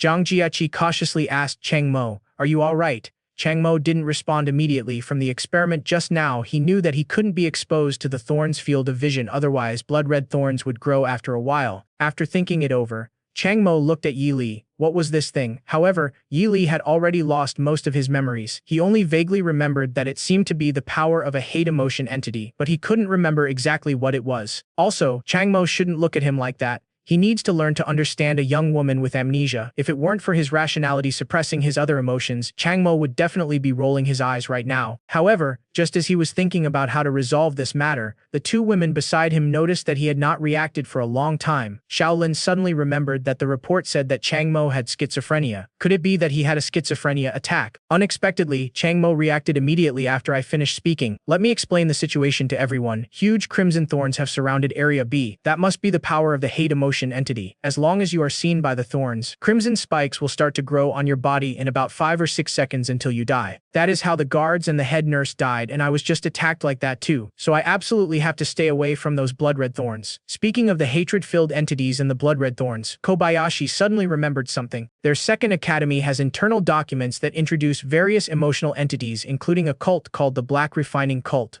More than 10 years ago, they attempted to destroy Donghai City, causing a powerful, sorrowful emotional entity to go out of control and turn Donghai black. Later, their plans were thwarted and they went into hiding. They were all beings driven by hatred, their emotional power manifesting as blood-red thorns. Chang Mo was utterly shocked upon hearing this. Such powerful beings of sorrow had actually been out of control by a cult's dream. Yi Li only had fragmented memories of these things, so he couldn't give a definite answer. Suddenly, crimson spikes sprouted all over Chang Mo's body. He didn't understand why he was the only one who got hit by the thorns from the very beginning, even though he hadn't been seen by them. Soon Yi Li noticed something. A red dot was flashing in her pale blue eyes. A strange scarlet eyeball floated near the window not far from Chang Mo. Yi Li immediately ordered Chang Mo to attack that direction with flames. Blue flames erupted and the eyeball turned to ashes in the attack. Chang Mo clearly felt that he was burning something, but he couldn't see it. It turned out that this was an eye formed from condensed hatred, and its level of invisibility was relatively high, which was why Chang Mo couldn't see it. If he wasn't mistaken, the enemy could also see him through this eye, causing spikes to sprout from his body. The next second, the spikes erupted again. Guided by Yi Li, Chang Mo attacked the next eyeball, but it was still to no avail. There were simply too many eyeballs, and the spikes on Chang Mo's body were increasing at a visible rate. Duo Ma Sonnen hadn't expected that Chang Mo could see his eyes of hatred, but unfortunately, he had no shortage of eyes. They were ever present yet impossible to find. That was the power of hatred. Despite Chang Mo's struggles and attempts to escape, the final result was always the same: surrender. Finally, Chang Mo's body reached its limit and collapsed in front of the group. The man never expected that when his life was threatened and he was powerless to resist, he would not gain the great power to stand at the top of the world as before, but instead receive the simplest confession. Yi Li hadn't lied to him. His power was indeed exhausted, but no matter what fate awaited Chang Mo, he would stay by his side, whether it meant death or plunging into chaos. Just moments ago, Chang Mo finally reached his limit and collapsed heavily in front of the three, an atmosphere of despair spreading. Zhang Jiaqi, who could see the truth, was the first to break down emotionally because until now they still didn't know who had attacked them. Suddenly, he saw many strange red eyes. Eyes hovered around them, covering every corner, leaving them nowhere to escape. This sight terrified him, causing him to scream on the spot. For Roundhead, who could see the truth and face his fear directly, it was good fortune, but for Kobayashi, who could see nothing, it was the greatest misfortune. The immense fear brought by the unknown even led him to deceive himself. They believed it was all a hallucination seen by Chang Mo and the other person during a breakdown. Yi Li remained unmoved. Unexpectedly, Jia Qi seemed to see those eyes, but it was too late. It was all over. If it weren't for the excruciating pain in his body, Chang Mo would have thought it was all an illusion because the spikes wouldn't affect or have any effect on any real object. Chang Mo asked Yi Li if there was really no other way. However, Yi Li's tone was as usual: no more. I'm not lying to you. I've exhausted my strength at sea. But Chang Mo noticed that he didn't seem worried about his own death at all. It didn't affect him. Yi Li's tone remained unchanged. Even if you die, I will, but worrying is useless. Don't worry, no matter what your final fate is, I will be with you. Chang Mo remained silent for a moment after hearing this, then urged Zhang Jiaqi and the other two to leave quickly. He had realized that he was the target of their attack. Since the spikes on his body had stopped growing, they probably didn't intend to kill him but rather capture him alive. As long as they don't interfere with each other, they should be able to survive. After listening, Zhang Jiaqi realized that what Chang Mo said was true. They hadn't been attacked at all, but he hesitated about abandoning Chang Mo and escaping alone. But those words became the last straw that broke Shaolin's spirit. He wanted to escape, but he didn't dare. He hoped someone would come to save them. Suddenly, a figure walked up to the two women and helped Chang Mo, who had fallen to the ground, to her feet. Seeing this, Zhang Jiaqi said it wouldn't work. They were surrounded by those eerie eyes, and if the other party wanted, spikes could grow from their bodies at any time. However, faced with these despairing words, Chenju smiled and told Zhang Ji to be optimistic, saying it wasn't that he didn't know it wouldn't work. This scene naturally caught Dong Ma Sonen's eye. He really wanted to kill all of them, but the cult leader had given orders not to kill the patients and nurses here at will. He only needed to seal off the area, create chaos, and then wait for the cult leader to kill the dean before taking Chang Mo away. But how many emotional beings aren't crazy? Especially those filled with hatred. Dong Maonan decided to kill Zhang Jiaqi and the other two since they insisted on opposing him. But the instant he made that decision, a violent explosion rang out, affecting even his eyes scattered throughout the ward and causing him to lose his sight. It turned out to be an out-of-control body of rage. Upon arriving at the area where Director Chen and his group were, Dong Mao could tell from the outside eyes that they were probably still inside the room. After noticing the eyes disappear, Zhang Jiaqi immediately warned everyone to escape in the direction where the eyeballs were gone. Chang Mo asked Shaolin if the chains that had bound him were still there. Shaolin replied that they were in the equipment room on the second floor. Chang Mo asked him for directions. Yi Li praised Chang Mo's idea, saying that by absorbing the rational power within the chains, he could regain his strength and move again. Suddenly, Zhang Jiaqi pointed out that there were red eyes around the left corner, and they turned right. Yi Li realized that Zhang Jiaqi must have just awakened her X-ray vision ability. No wonder her emotional power was symbolized by eyes. But as soon as those words left her mouth, Zhang Jiaqi stopped in her tracks, for they could no longer hide. Eyes were watching them from all sides. Unexpectedly, just as those eyes were about to spot them, Director Chen's gaze glazed over, and a surge of fury engulfed him, incinerating all his eyeballs to ashes. Shaolin stood there dumbfounded, completely bewildered. Zhang Jiaqi was even more questioning her own existence. The first time was one thing, but two in a row seemed a bit too lucky, didn't it? Unexpectedly, Director Chen suddenly spoke up. See, I told you to be optimistic. Every time I think like this, I always manage to turn bad luck into good. As soon as he said this, everyone's eyes were drawn to him. Director Chen, could your emotional power be luck?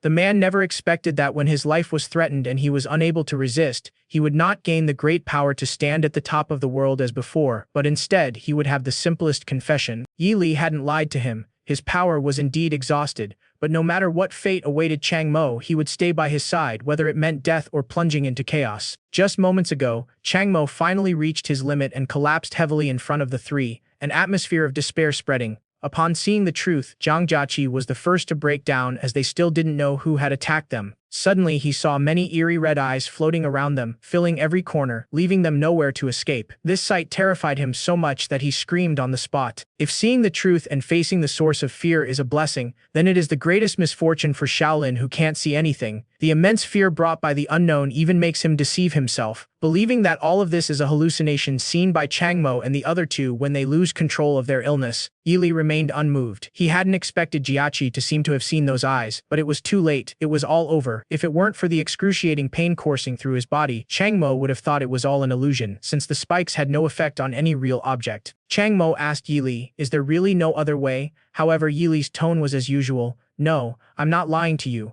I've already used up all my power at sea." Chang Mo noticed that Yili didn't seem worried at all that his death wouldn't affect him. Yili's tone remained unchanged. "Even if you don't die, I will, but worrying is useless.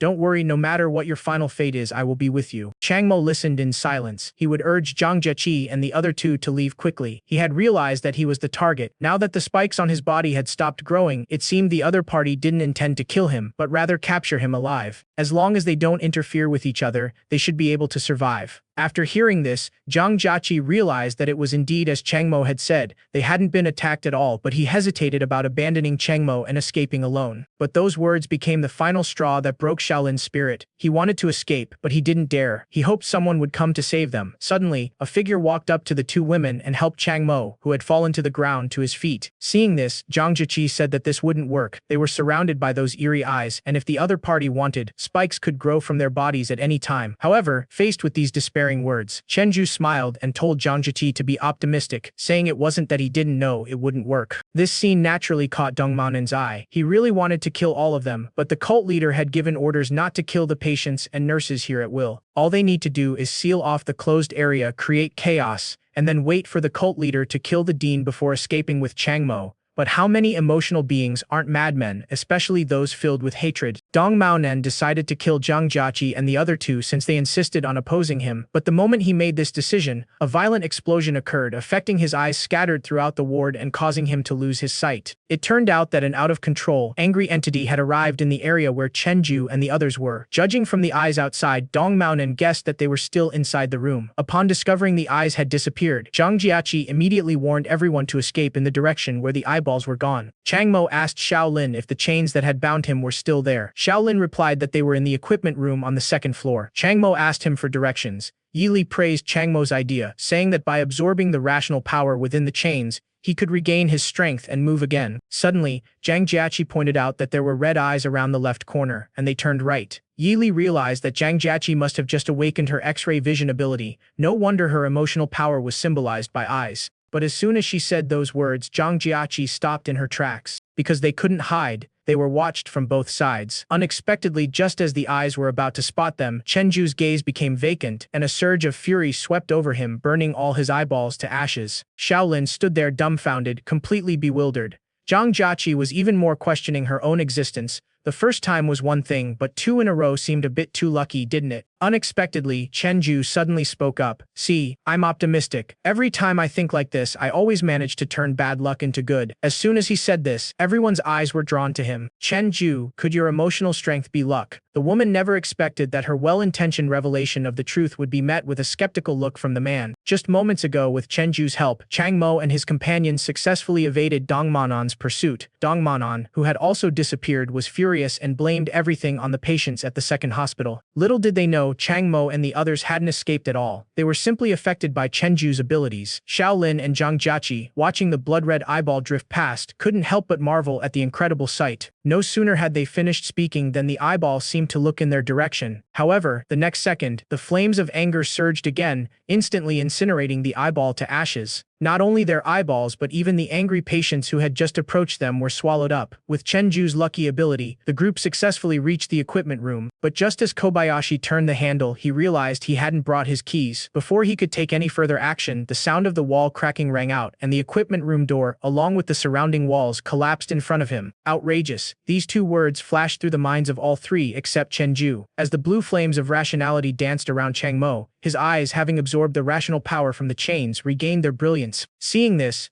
Yili praised Chang Mo for turning misfortune into blessing, as the torment of the power of hatred allowed him to absorb more rational power. Xiao Lin, witnessing this, remarked that Chang Mo's emotional power was astounding, capable of absorbing the power within the chains. What kind of emotional power is this? Chang Mo didn't tell the truth, indicating he didn't know either. Zhang Jiaqi asked, puzzled. Where are we going now? Chang Mo told them to wait and think about it themselves. Then he looked at Yili beside him and asked if the thorns outside would disappear if he killed the person who ambushed them. How big was the gap between him and the other party? Killing the other party would definitely solve the problem, but the gap between Chang Mo and the ambushers was still quite large. Although the opponent is still a long way from being world-class, Chang Mo is still no match for them. This is the current state of the world. The combat power of emotional beings is generally divided into 6 levels. The out-of-control patient is level 1, Lu Jia is level 2, the bespectacled man on the ship before is level 3, and this attacker is close to level 4. World-class beings are level 6. As for Chang Mo, he wasn't actually at level 2. The reason he was able to easily defeat Lu Jia was because he had an extremely strong resistance to anger, but there was good news. According to what Yili saw, the thorns in the B area of the pillar were likely his emotional monsters containing a very large amount of emotional power. This attacker has likely focused 95% of his strength on the thorns in the B section of the pillar. In other words, his human body is currently very vulnerable. If caught off guard, Chang Mo might actually be able to kill him. But as soon as Yili finished speaking, she noticed Chang Mo looking at her with a questioning gaze.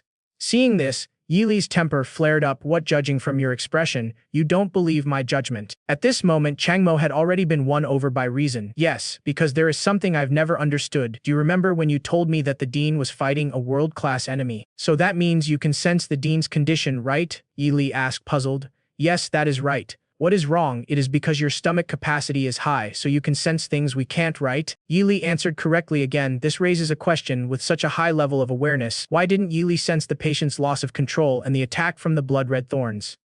After all, this should have been a very simple matter for him, right? Could he really still trust his judgment? Unexpectedly, Yili smiled upon hearing this, praising Chang Mo for his keen insight. However, he remembered saying that in the world of emotions, perception is a crucial ability. Generally, the higher one's spiritual capacity, the deeper one's understanding of the essence, and therefore the more one sees. Perception is also a form of seeing, but in certain specific situations, the higher one's spiritual capacity, the less one sees. For example, when one's view is obstructed, Chang Mo wondered what he meant. Yili gave him an example. Dinosaurs are much stronger than insects, but they wouldn't notice the insects under the leaves at their feet. For him, things like patience losing control or beings filled with hatred were too subtle. He wouldn't know their state unless they were right in front of him. How did they know the Dean's condition? Because the Dean was world-class and impossible for them to ignore. Just like how the vibrations of trees, roars, claw marks, and smells could help a dinosaur determine the condition of other dinosaurs around it. Of course, world-class individuals can actually use certain techniques to achieve meticulous perception of everything within a certain range around them. The Dean used to protect the Second Academy using this technique, but now he has almost completely lost his power and many memories, so he can't do it anymore. Chang Mo felt a little embarrassed after hearing this. He thought Yili had some ulterior motive and wanted to trick him. Yili did not blame Chang Mo. Instead, he reassured him.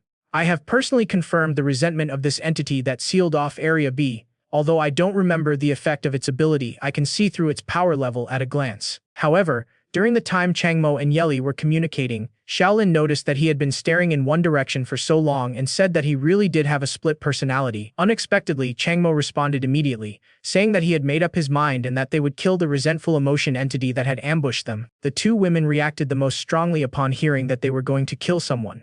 After all, they were still ordinary people, and killing was a bit too far removed from their lives. That is right, only by killing him can we escape. I'll do the deed then. After speaking, Chang Mo ignored the two women's reactions and asked Zhang Jiaqi if she could use her abilities to see where the attacker was hiding. Soon, with the activation of her emotional power, Zhang Jiaqi located the hooded man's position, hiding in the monitoring room of Zone B. The hooded man was still desperately searching for Changmo and the others. Unexpectedly, the wall shattered the next second, and Changmo, enveloped in blue flames, rushed up behind him. It turned out that just moments before, Changmo had successfully located the hooded man. Unexpectedly, his opponent possessed extremely rich combat experience, dodging vital points in the blink of an eye. The hooded man was puzzled when had Changmo found his location. Changmo, on the other hand, was astonished by his opponent's reaction speed. The next second, the hooded man vanished, transforming into crimson thorns that burrowed in different directions. Changmo had truly broadened his horizons. A being imbued with hatred could actually transform into thorns to escape. In a room, the hooded man completed his reconstruction, but the injuries inflicted by Changmo were not healed. He didn't know how Changmo had found him, but he didn't need to fight Changmo head-on. As long as Changmo was exposed to his sight, he had plenty of ways to torment him. Soon, crimson spikes sprouted from his body again. Changmo swayed slightly, then turned to avoid the hooded man's gaze. Seeing this, the hooded man immediately climaxed. "Haha, is running now going to do any good? This time I won't let you get away soon." The eyeballs hidden all around chased after Changmo, and the spikes on his body became increasingly dense. Finally, just as he was about to reach his limit, the wall broke open, and Changmo was once again behind the hooded man. The hooded man, caught off guard by his haste, hadn't noticed that Changmo was charging straight at him. Even so, he showed no fear. It turned out that Changmo had already accumulated a considerable amount of hatred within him. A single simple trigger could instantly turn the tide of battle. Fortunately, ManHwa didn't dare kill him. "I must say, you're really resilient. You've been attacked by spikes so many times, yet you still maintain your mobility." But that was the end of it. The next second, the thorns transformed into a long whip that lashed wildly across Changmo's body. Every time someone was struck by this whip, the pain would intensify and the damage Changmo suffered would also accumulate. Originally, I should have just surrendered obediently, but now I have to teach you a lesson. Don't worry. You won't die. You'll suffer 100 times worse than death. After an unknown amount of time, ManHwa finally stopped what he was doing and calmed down. But that is about it. After taking so many hits, Changmo was now completely still. Yili went forward to take a look. It was truly pitiful. The opponent had probably used less than a tenth of their strength. However, by wrapping all the chains around your body, you can absorb the power within the chains and automatically recover if you get damaged. You really have a clever idea. After these rounds of beatings, your body is slowly developing resistance to this level of amplified hatred. Counterattack. The thorns covering Hualuo's body shattered instantly, and a raging, violent flame of reason engulfed the entire room. Before ManHwa could react, Changmo appeared in front of him, his two fingers, imbued with the power of reason, thrust out fiercely. Because he was a beat too slow to react, ManHwa was temporarily suppressed by Changmo, but in the end, he became more and more alarmed as the fight went on, as the opponent's emotional power seemed to be inexhaustible, showing no signs of diminishing. In contrast, his attacks were becoming less and less effective, while Changmo's defense was constantly increasing. After thinking it over, his body transformed into blood-red thorns again, trying to avoid a direct confrontation with Changmo. "Four directions I'm going. You can't stop me. You just wait to be slowly tortured to death by me." However, the moment he finished speaking, 4 different emotional forces shattered all the thorns he had transformed into. Black water, flames, and decomposition, these were the patient's emotional forces. Their simultaneous attack conveniently blocked his escape route. What a coincidence. But he soon discovered that these patients didn't have emotional monsters above their heads. They had simply escaped their out-of-control state and become emotional entities. What on earth is this? Unfortunately, Changmo didn't intend to give him time to think. The sound of flesh and bone separating was Changmo's final response to him. The man never imagined that even after he and everyone else had given their all, they still couldn't protect anyone. Just moments ago, with everyone's help, Changmo finally beheaded ManHwa. This was a victory for all of them. This victory was achieved through the walkie-talkie Chenju found in the equipment room, combined with Zhang Jiaqi's emotional intelligence. This allowed Changmo to track ManHwa across the entire map.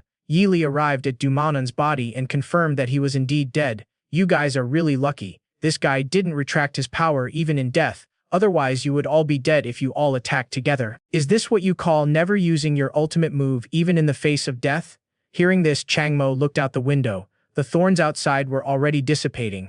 "Let's leave this place. The danger isn't over yet. The Dean is definitely still fighting the enemy, and there might even be more enemies outside." Upon hearing this, Zhang Jiaqi's good mood vanished instantly, and she hurriedly asked Changmo what to do next. Changmo suggested running out of the second hospital's signal jamming range and then calling Dr. Lu. The enemy's attack while Dr. Lu was away was no coincidence. so only Dr. Lu's return could truly break the deadlock. Unexpectedly, just as everyone was about to take action, a voice filled with anger and hatred reached everyone's ears. Bastards, bastards, it is all because of you bastards. The head of the already dead ManHwa was floating in mid-air, and the power of hatred that was scattered throughout the second hospital surged into his head. ManHwa was furious. How dare a bunch of ants treat him like this? He would never let them go even if he died. The next second, countless thorns transformed into ManHwa's tentacles and swept towards Changmo and the others. Changmo glanced at Yili as he fled. Wasn't he dead? How could he still attack? Yili didn't remember, but the other party was indeed dead. This might be a special ability of the hate emotion entity. He has now concentrated all his power. You are no match for him. No sooner had he finished speaking than the three people who had been behind him bumped right into Changmo Zhangjiaqi.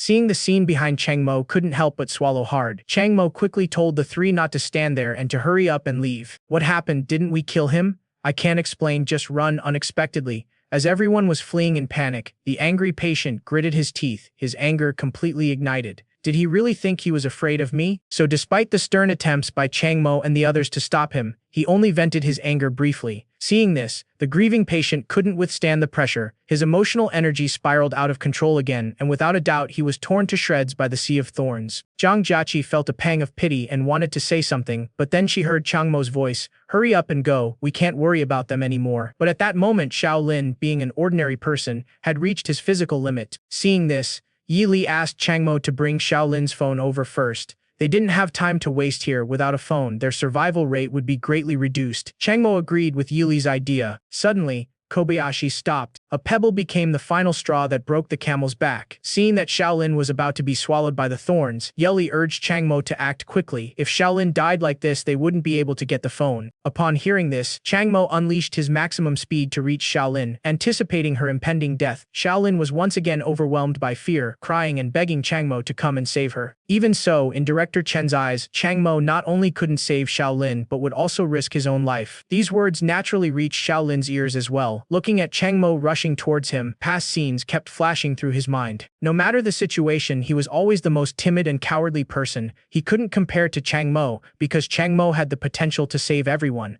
He also couldn't compare to Sister Zhou. If it weren't for his incompetence, Sister Zhou wouldn't have died. Seeing Changmo approaching him, Shaolin gritted his teeth. Even though his eyes were still filled with fear, he still handed over the phone that carried everyone's hopes. Changmo, take the phone and hurry up, don't worry about me. Call Dr. Lu back, help us get revenge. The girl never imagined that as she resolved to die, the man's hand would bypass the phone, tightly grip her wrist, and pull her forward. The next second, Li Xin's flames erupted at full power, clashing with Du Mashan's crimson thorns. Changmo didn't give them time to linger, urging them to escape quickly and contact Dr. Lu. They used the strength of the chains to hold off their opponents. Upon hearing this, the group rushed towards the end of the corridor with all their might, without stopping or saying a word, because this was an opportunity and time that someone had bought for them with their own life. Behind him, Yili spoke calmly. Can't you tell, a hero saving a damsel in distress? This will get us both killed. Changmo replied with an apology. I acted impulsively. However, this didn't earn him any questioning or scolding from Yili. Instead, Yili praised him for doing the right thing. Is Li Xin an emotional being? How can we control our rationality without going crazy? Let's test the waters and absorb all the power of the chains. Changmo wonders, won't he lose control? Faced with this question, Yili simply smiled and replied, I'll give it a try, who knows? Upon hearing this, Changmo only said, okay, before beginning to fully absorb the rational power within the chains. The next second, the sound of chains snapping rang out, and Li Xin's emotional monster reappeared before everyone's eyes. However, compared to the world-class Wei Ji of the past, this one was many times smaller in size. This was precisely why Changmo's life was saved. The members of the Black Chain cult were astonished to see the thorny barrier vanish. How could Changmo's emotional monster possess such power? What exactly happened inside? Faced with this question, Anna remained calm and said that only those involved would know. Seeing that something might go wrong, the Black Lotus cult members wanted Anna to intervene. Their leader's battle wasn't over yet, and if things went wrong now, all their efforts would be in vain. Unexpectedly, Anna flatly refused. According to the agreement, he was only responsible for dealing with the world-class power behind Changmo. He wouldn't concern himself with anything else. If the Black Lotus cult members were still unwilling to give up, then at least he should use world-class power to cover this area and prevent anyone from escaping. Anna lit a cigarette for herself after hearing this, her tone calm. So you still expect me to do it? No, I only follow the contract. Seeing that the blacksmith cult member wanted to say something more, Anna told him not to be so tense. Now that we're guarding the exit of Area B, you can easily control them one by one as they come out. They won't be able to escape. But is it really impossible for them to escape? How could that be? John Jachi hesitated. How can they possibly leave like this? Are they really going to walk out this way? They should definitely take the main road through the front gate. Chenju replied that they absolutely couldn't go out through the front gate. If there were still enemies there, they'd be finished. The only chance would be if they went deeper into the mountains. After saying that, he glanced at the brother behind him. Anyway, this brother's emotional power could dissolve everything, so why not just make a small hole in the back and escape? Zhang Jiaqi asked Shaolin if he had a signal. Shaolin was overjoyed, but when he called, he heard that the other party's phone was switched off. Seeing tears welling up in Shaolin's eyes again, and him muttering, "What am I going to do?" Chenju snapped his fingers in front of him, signaling him to continue. Will it stop naturally when it reaches the bridge? Shaolin thought of Chenju's abilities and immediately stopped crying. That is right, with Chenju around, luck will definitely be on our side. Inside Ward B of the second hospital, flames and thorns collided, while other conscious patients and nurses ran towards the main entrance. Du Maonan cursed Chang Mo as a bastard, and crimson thorns intertwined to form a blood diamond.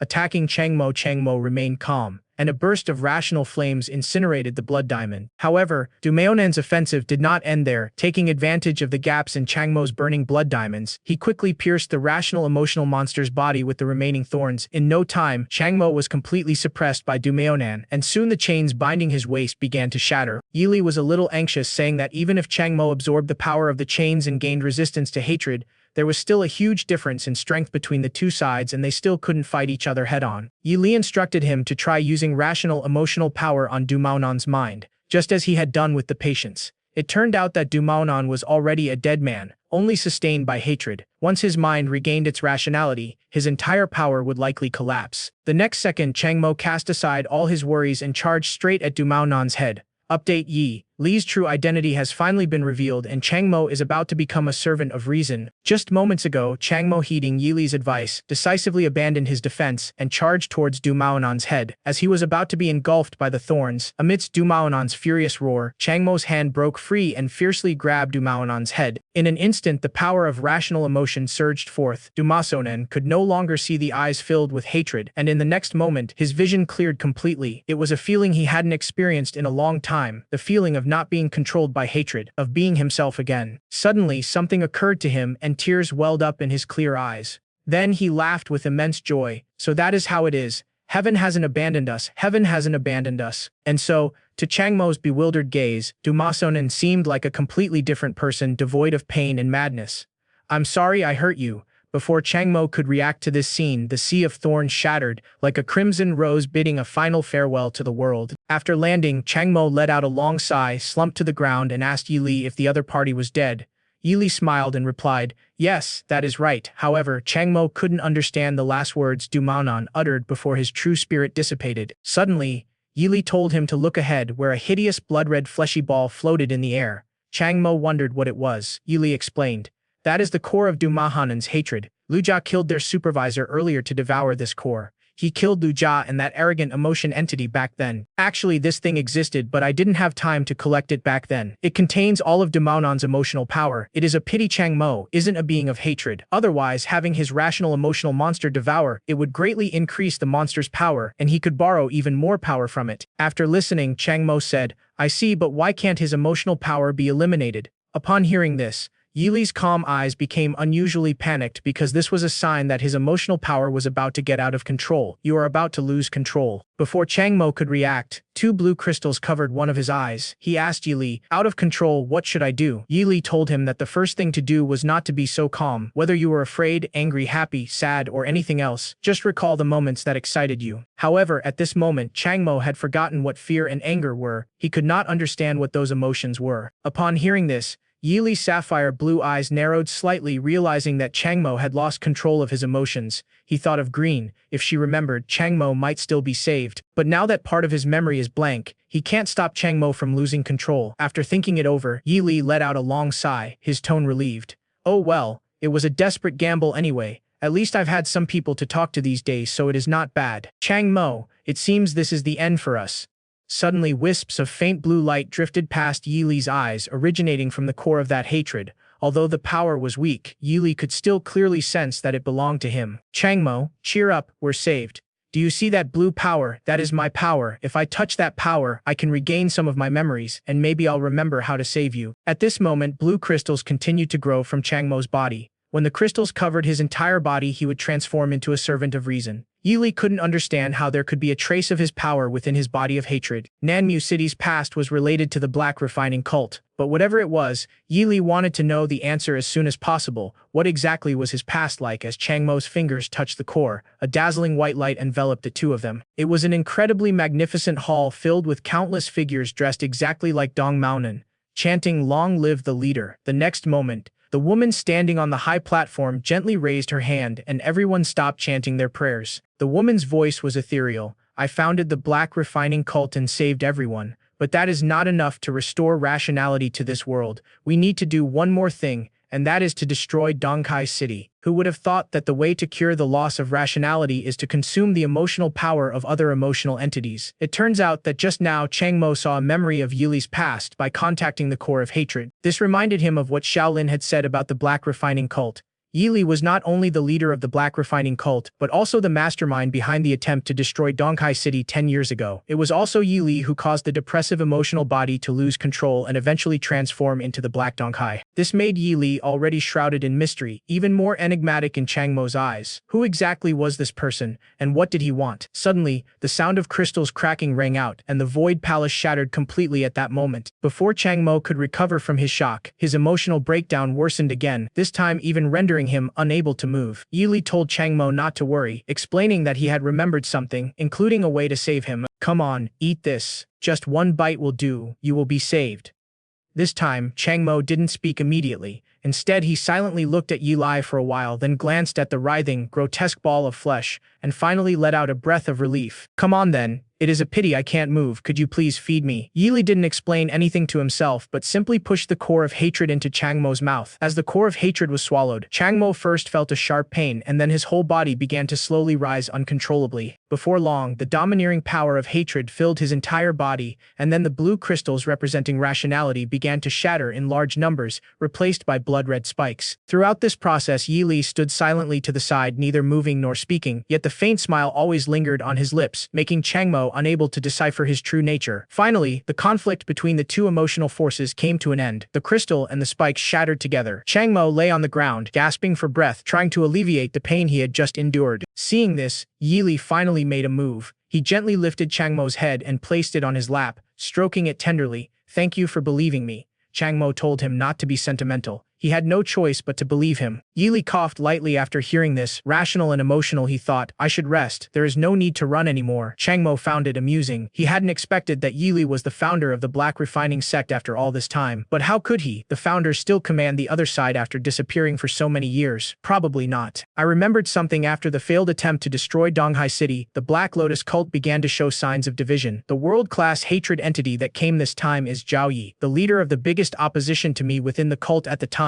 If you fall into his hands, you probably won't have a good ending." Changmo asked in confusion. "Then why don't we run?" Yili's tone remained unchanged. "There is no need to run anymore because they can't escape." The fact that Zhao Yi was able to stand here meant that the Dean had already lost. The Dean's eyes remained fierce, but his voice was incredibly weak. "Damn it, come back here." Watching the Dean being controlled by thorns, the girl was somewhat dissatisfied, saying that leader Zhao was being too arrogant, trying to capture Changmo before his opponent was even dead. "The Dean is the primary target in this operation. What if he doesn't die?" Chris said from the side. He didn't understand the power of the hatred-filled energy. The Dean had fought with cult leader Zhao for so long, accumulating a massive amount of hatred energy within him. He could temporarily prolong his life with this heightened energy, but if he relaxed even slightly, once the exhilarating power subsides, it will be backfired by the massive amount of hatred within the body. Even if Master Zhao doesn't care, he would die on his own, something no one could reverse. But in his opinion, Zhao Yan was still a bit too hasty. The other party seemed quite interested in Changmu. After thinking for a moment, he decided it wasn't his business and called it a day. At the Donghai City Emotional Entity Management Bureau, Dr. Lu just wanted to finish this tedious meeting as quickly as possible. Update: Dr. Lu's power exceeded everyone's imagination. He enveloped the entire second hospital in a sea of blood and even effortlessly severed the arm of Zhao Yan, another world-class emotional entity. Just moments ago, Dr. Lu was getting bored during the tedious meeting and thought about checking his phone. Little did he know that Q Wayman had been secretly watching him. "Dr. Lu, this is a top-secret meeting. Please do not turn on your phone." Although Dr. Lu was annoyed, there were too many people around, and he couldn't do anything about Q Wayman for the time being. Thinking this, he suddenly stood up, indicating he needed to use the restroom. If Q Wayman wanted to interfere, he would follow. Unbeknownst to him, Q Wayman's face darkened considerably when he took his phone to the restroom. In the women's restroom, Dr. Lu leaned against the wall, waiting for her phone to turn on. If the meeting continued any longer, he was about to lose control. The moment the phone successfully turned on, Xiaolin's call appeared on his screen. Dr. Lu was puzzled. Why was he calling so late? However, as he answered the call, Xiaolin blurted out an unbelievable message. You said the second hospital was attacked. All the guards are dead, and the hospital director is tied up. After saying that, Dr. Lu suddenly pushed open the window and searched for the second hospital. Soon, aided by his emotional strength, his vision swept across Donghai City and finally locked onto the location of the second hospital. Seeing that the dean's emotional monster was still there, Dr. Lu breathed a sigh of relief. After all, the fact that the emotional monster was still there meant that the problem shouldn't be too serious. But he soon noticed something was wrong. The dean's emotional monster was covered in blood-red thorns, which were the power of hatred. Dean, he is dying, you bastard. As soon as he finished speaking, Dr. Lu's emerald-green pupils instantly turned into blood-red vertical pupils, and he no longer suppressed his terrifying emotional power, unleashing it with all his might, just to get to the second hospital as quickly as possible. Upon witnessing this scene, two words flashed through Q Women's mind. It is over. Crimson wings swept across the city sky, and a world-class pressure instantly spread throughout the entire Donghai City. Tianji Entertainment Donghai City headquarters. The man wondered, who is using their abilities so ostentatiously, and why are they heading towards the second hospital? Could it be that they're about to start a war with the second hospital? After saying that, the man also noticed something amiss at the second hospital. It was the black refining cult, composed of hatred-filled emotions, that had attacked the second hospital. Wave International Donghai City branch, another emotion entity I've never seen before. Donghai City is really full of strange things. On the streets, ordinary people can't sense it. They knew about the power of emotions, but for ordinary emotional beings, a world-class pressure was like a mountain, making their legs go weak. The girl looked at the figure flying rapidly in the sky and let out a soft snort of displeasure. Located on the outskirts of the city, Xiaolin was worried that Dr. Lu wouldn't be able to arrive in time. Chen Ju reassured him, saying that Dr. Lu would definitely make it. By the way, Jiaqi, can't you see what you want to see? Try to see if you can see Changmo's situation. Upon hearing this, Zhang Jiaqi remembered that he possessed the ability to spy. He quickly located Changmo, but the situation was not good. Suddenly, a crimson light obscured his vision, and blood began to flow uncontrollably from the corners of his eyes. Then came an irresistible stinging pain, as if something had pierced his eyes. Before Xiaolin could even ask what had happened, Yanchao's blood rained down from the sky, turning the entire second hospital area into a blood-red hell. Zhao Yan's face paled in terror at the sight, and the next second the arm he grabbed from Changmo was severed. The newcomer wielded a blood-red scythe engraved with intricate patterns. Her golden hair and blood-red eyes resembled a rose blooming in hell. Even the fiercest female demon in the mortal realm would weep bitterly like a little girl upon witnessing the death of someone important. Just moments ago, Dr. Lu unleashed his world-class power at full force, rushing towards the second hospital without regard for anything else. Finally, just as Changmo was about to be taken away, he successfully severed half of Zhao Yan's arm. Even after a fierce battle and being wounded by Dr. Lu, Zhao Yan, as a veteran world-class fighter, still possessed the power to resist. His hatred erupted instantly, transforming into a sea of thorns, attempting to hold back Dr. Lu so he could escape. However, the entire sea of blood was Dr. Lu's domain. With just a slight raise of his hand, a crimson spear fell, instantly killing all the thorns. As the thorns reached the edge of the sea of blood, Zhao Yan realized his current predicament. This space wasn't a phenomenon caused by an outburst of emotional power, but rather something like a barrier. But just as he was reeling from this shock, Dr. Lu seized the opportunity, charging through the sea of blood to reach him. Seeing Dr. Lu getting closer and closer, Zhao Yan no longer held back, desperately squeezing out the remaining emotional power within her body, trying to buy herself time to break through the barrier. Seeing this, Dr. Lu stared intently at Zhao Yan with his scarlet tree eyes, and with his blood-red scythe in his hand, he slashed and chopped away all the thorns that stood in his way like a machine that harvests life. This was a race against death. Zhao Yan knew he would surely die if caught in close combat. And finally, at the last moment, thorns punched a hole in the sea of blood. However, to his surprise, the sea of blood repaired itself at an astonishing speed. In his current state, he has no chance of escaping before the blood sea is fully repaired. After thinking it over, he looked at Dr. Lu. Aren't you going to see your hospital director? Hearing director, these two words jolted Dr. Lu out of his rage. Gritting his teeth, he had no choice but to abandon his pursuit of Zhao Yi. He helped Changmo onto his back and then flew with Changmo to the place where the dean was trapped. The thorns of the scythe wedding were completely shattered, and so Dr. Liu led the two severely injured people away from the place affected by the power of hatred. Looking at the dean's current state, Dr. Liu cursed the people from the bureau on the other end of the phone, asking why they were taking so long to arrive. Suddenly, the dean's weak voice reached his ears. "Brother Xiaoqing, don't waste your time. I'm too old, but I'm much calmer now. Indeed, only on the verge of death can a person truly escape the control of their emotions." But even with the dean's comforting words, Dr. Liu's murderous intent continued to grow at an unimaginable speed. "I'm going to kill him. And the people behind him, the Black Refining Cult, I'm going to kill them." The murderous aura first enveloped the entire Second Academy, then spread to the outskirts. Not only were Zhang Jiaqi and the other two terrified and their bodies went limp, but even Zhao Yi, who had already fled far away, could clearly sense that overwhelming murderous aura. Just as Dr. Liu was about to lose control, a scarred, aged hand slowly rose and gently placed on his cheek, controlling its emotions and reminding him not to let his efforts go to waste. "Come closer. After I die, Changmo will be in your care." As he spoke, the director sighed with deep heartache because in his heart, Lu Qing and Changmo were just children.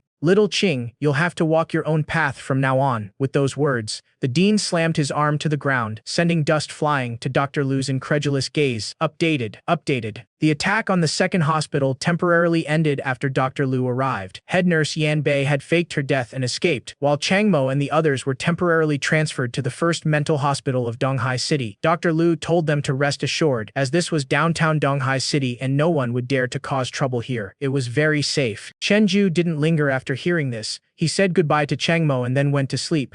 Watching Chenju leave, Changmo looked at the happy emotion entity beside him and asked, "What is wrong?" The man smiled and scratched his head sheepishly. His name was Lu Xinliang. He had heard that Changmo could help emotional beings get out of control and suppress their emotions, so he wanted to ask Changmo for help. For Changmo, this was just a small matter, so he didn't refuse. Soon the smile on Lu Xinliang's face disappeared, and the emotions and desires he once possessed returned to his body. He cried very painfully, because he clearly remembered that he was the one who killed Sister Zhou. His memory returned to the night he lost control at the second hospital. Changmo gently comforted the other person, saying that he didn't do it on purpose, and that the person was already dead, so crying wouldn't help. But Lu Xinliang still couldn't forgive himself. He had always secretly loved Sister Zhou and wanted to confess to her last night. He never expected that this beast, would kill Sister Zhou, who was so good to him, and that he didn't even feel sad just now, but was even laughing. He couldn't believe he could still laugh. "Changmo, do you think I'm even human? I might as well just die." However, even a healer can't heal himself. Changmo could help him relieve the emotional strain, but he couldn't save himself. He even felt deep down that it wasn't a big deal, but he still subconsciously handed over the necklace Joji had given him. "Joji asked me to give this to you, and she also asked me to tell you something. He said he hoped this little lamp could illuminate the darkness around you." Passing the necklace, Lu Xinliang held it tightly in his hand.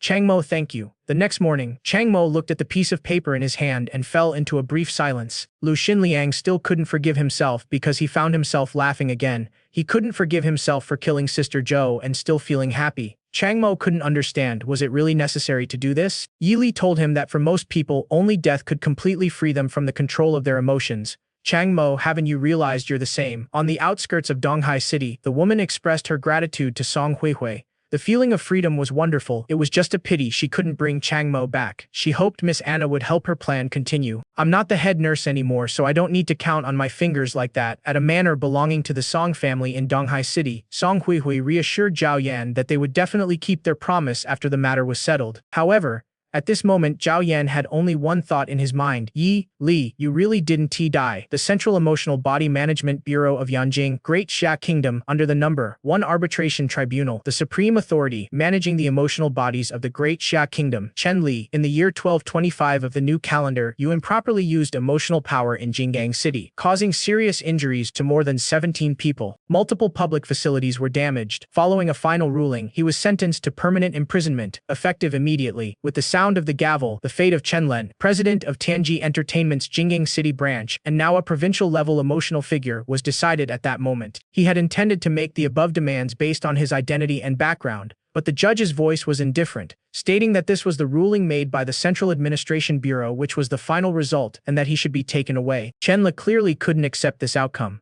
The monster representing happiness emerged from the depths of his mind, attempting to interfere with reality. However, the next second, a crimson eye the same size as his own emotional monster stared intently at him and his emotional monster. The female judge's gaze was icy. "I must warn you," she said. "If you dare to resist, you will be killed on the spot." Feeling the immense pressure from behind, Chenla's heart pounded, and he ultimately gave up the idea of resistance. Seeing this, another female judge praised his strength, saying that even the new provincial emotional entity had to obediently confess its crimes in front of him. Although the woman's voice was flat, there was a hint of pride in her words. Of course, this is the central headquarters of the Emotional Entity Management Bureau, the highest authority of the Great Xia Kingdom over emotional entities, not to mention new provincial-level entities. Even national-level entities would have to be brought to justice here. The female judge was pleased to hear this and asked when they would report to the old man now that the case was closed. She told him to wait, as the old man was in a meeting. This reminded the judge of a major event that had occurred a few days prior, the weekly highest-level meeting of the emotional beings in the Great Xia dynasty, a meeting that decided the fate of all emotional beings within the country. The meeting was held in a circular format. The topic of discussion was how to deal with Chang Mo and his two companions. Based on the available information, the three had performed a significant service in the incident. The old man proposed awarding them comrade medals, providing them with emotional support, and recruiting them into the Donghai City Management Bureau for further training. Well, no objections, the head of the Emotional Management Bureau replied. No objections, Duan Xuan of the Emotional Management Bureau. Lao Lei, what do you think? At the head table of the Emotional Management Bureau, Li Jiao closed his eyes in thought, not giving an immediate reply. Suddenly, Li Jiao burst into laughter. The old man looked at Li Jiao and asked if there was anything wrong with his suggestion. Li Jiao smiled and said that those of them who worked in the office had no idea what was happening on the ground. He would tell them more specific information. Chenju's ability effect is probably luck.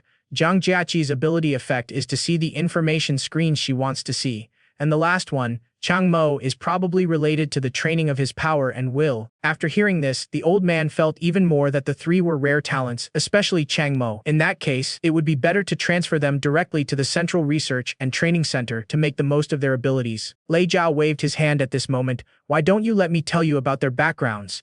Zhang Jiaqi's background was clean, an ordinary family, nothing special, but there was a problem starting with Chenju. This Chenju was not a citizen of the Great Xia Kingdom. He seemed to have suddenly appeared in Donghai City, was discovered by passersby by chance, and was transferred to a mental hospital. This Chang Mo is even more extraordinary. There must be a world-class being behind him, and I suspect it is not just any ordinary world-class being. This world-class being's emotional entity type is very likely the same as Chang Mo's. In other words, he is an undiscovered world-class individual. His treatment at the second hospital clearly indicates a world-class benefit behind the scenes.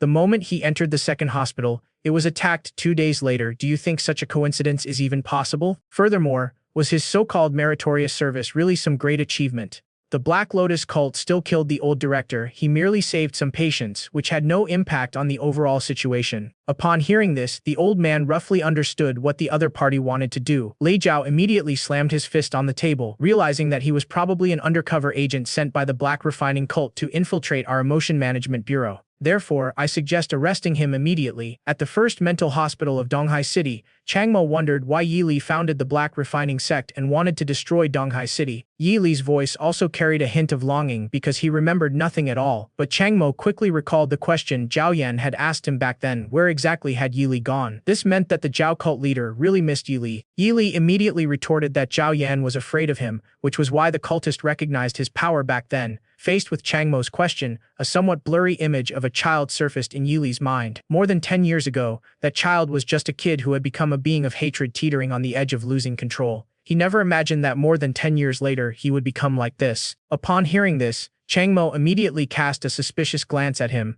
Yi Li quickly waved his hand, telling him not to look at him with such suspicion. They were on the same side now. Chang Mo, however, bluntly stated that if he were to team up with a bad guy like him who knew when he might be betrayed, Yi Li playfully reassured him that she wouldn't do it. However, he remembered something else important and asked Chang Mo if they should run for their lives now. The man never expected that after risking his life to protect those around him, he would be met with a merciless blade stained with blood. Just moments ago, Yi Li suddenly suggested that they should run for their lives right now. Chang Mo was puzzled. Why did they want to run for their lives? Yi Li explained that he remembered the original intention behind the plan. He came to the second hospital because of the old dean, and he should have had some interaction with the old dean before, so he knew the old dean's character. Chang Mo had run into the second academy and the old dean would have done everything in his power to protect him, but now that the old dean was dead, Yi Li couldn't trust anyone else, and no one could say for sure how the higher-ups of the Great Xia government would deal with him. Therefore, Yi Li suggested that it would be best to keep them for now. Listening to Yi Li's explanation, Chang Mo hadn't expected the old man to have taken on so much for him. But then another question arose: if they didn't pledge allegiance to the Great Xia government, Where else could they go? Yili wasn't entirely sure about this either. Although Zhao Yan is the current leader of the Black Lotus sect, there should still be people within the sect willing to follow him and die for him. However, to Chang Mo, this sounded utterly unreliable. Suddenly there was a knock on the door, and Dr. Lu appeared in Chang Mo's line of sight with a smile, saying he was there to see how Chang Mo's recovery was going. Although that was what he said, the atmosphere in the room completely changed after Dr. Lu entered. I really didn't expect it. I thought you were just an ordinary person, but I never imagined you could save so many people in this incident. Thank you on behalf of February, Chang Mo said modestly. Dr. Lu, you're too kind. I didn't expect things to turn out this way either. By the way, what happened on the Sea Emperor, and what is the deal with the world-class emotional entity behind you? The moment those words left his mouth, an overwhelming killing intent filled the entire room. Before Chang Mo could even open his mouth to explain, Dr. Lu's iron-like hand had already gripped his neck tightly. What? You think nobody knows? You underestimate the Great Sha Kingdom's intelligence network. Tell me, where is the world-class entity behind you? Even when facing a world-class emotional being in a rage, Li Xin's power still allows Chang Mo to maintain the calmest thinking at all times. He communicated with Yi Li using his consciousness. What should I do? Should I expose you? Yi Li became very agitated upon hearing this, declaring absolutely not. Just say you don't know. Chang Mo was puzzled. What would happen if I exposed you? Anyway, he was innocent. It turned out that the two of them were already one body with two lives. No matter who died, the other would definitely not survive. And he was the leader of the cult that had destroyed Donghai City. The Great Xia government would definitely not let them go. Hearing this result, Chang Mo had no choice but to bite the bullet and proceed. Dr. Lu, what is world class? However, his question not only failed to earn Dr. Lu's trust but instead ignited the latter's anger. A crimson longsword materialized, piercing his right shoulder. Still pretending. After you killed Lu Jia and fought the World War II on the Emperor of the Sea, there were quite a few emotional beings on board. Did you really think you could hide it from everyone? Tell me, where is your world-class backer? Yi Li hurriedly reminded Chang Mo to hold on. The other party was probably just bluffing him. I always thought what happened on the Sea Emperor was just a dream. I woke up by the sea and came to the second hospital immediately, but before he could finish speaking, a blood-red sword pierced his left shoulder. Dr. Lu still didn't believe Chang Mo, saying he was still lying. Did you walk from the beach to the second hospital? The distance was over 30 kilometers, and none of the cameras in the entire Donghai city captured it. What were you hiding from? I don't know. I was in a daze, but it seemed like a voice was telling me which way to go. Upon hearing this answer, Dr. Lu's bloodshot eyes were filled with sorrow and resentment. Do you know, the very day you were admitted, the Emotional Management Bureau came to us asking for you. It was the director who did everything he could to save you. He didn't want you to go astray. The dean was wrong to protect you. You were a spy for the Black Lotus cult. You helped the Black Lotus cult attack the Second Academy, and you helped the Black Lotus cult kill the dean. In his eyes, Chang Mo deserved to die. Sensing the other person's murderous intent, Chang Mo quickly dodged because he could clearly sense that Dr. Lu truly wanted to kill him. The other person was completely controlled by emotions. He was warned to be careful at night. This doctor was very strong, stronger than anyone Chang Mo had ever met before. He had to bring him back to his senses. Chang Mo hadn't expected that less than a day after his near-death experience, he would be risking his life again. He had no choice but to gamble, using the flames to obscure Dr. Lu's vision, then taking the opportunity to approach and infuse his brain with rationality. However, as he raised his hand to summon flames, the blue fire that should have been blazing fiercely turned into something resembling a giant jar of jelly. In contrast, Dr. Lu moved with lightning speed, his blood-red scythe already aimed at his neck. The man never imagined that the seemingly cold and ruthless female demon was actually just a psychologically immature little girl. Just moments ago, the blood-red giant scythe swung down mercilessly, and a thick sea of blood gradually spread from Chang Mo's center. Dr. Lu gasped for breath, suppressing the murderous urges within him. It turned out that although Chang Mo's emotional power couldn't manifest as flames, it was precisely this characteristic that allowed him to successfully make contact with Dr. Lu. The thick sea of blood slowly receded, eventually disappearing into Dr. Lu's body. He wondered what Chang Mo had done to him. Chang Mo's tone was calm, bringing him back to his senses. Hearing this, Dr. Lu realized something and burst into tears right in front of Chang Mo. I'm sorry, I couldn't control my emotions. Actually, I didn't mean to kill you. I've let the director down. Listening to Dr. Lu's tearful pleas, Chang Mo didn't know how to respond. The high-level officials had debated for a long time about what to do with Chang Mo. Some believed that Chang Mo was a spy and should be arrested, imprisoned, and interrogated. Others believed that he was not and should at least be observed. Finally, it was the top leader of the central administration who made the final decision, entrusting him with full authority to Dr. Lu. Chang Mo, whose wound had already been bandaged, pointed to himself. The top leader approved my protection. I'm just a nobody. Dr. Lu scratched his cheek sheepishly. It might be because of me. Anyway, in the end it is up to me to decide what to do with you. Actually, the dean specifically asked me to take good care of you before he died, but because there is intelligence suggesting you're a spy, I wanted to test you. I never imagined I'd almost killed you. At this point, Dr. Lu burst into tears again, repeatedly saying she was sorry to the hospital director. Seeing this, Chang Mo offered a token word of comfort, stopping her sobs. Dr. Lu told him something else. I'll be transferred to the Donghai City Emotional Management Bureau's pursuit team to investigate the attack on the second hospital.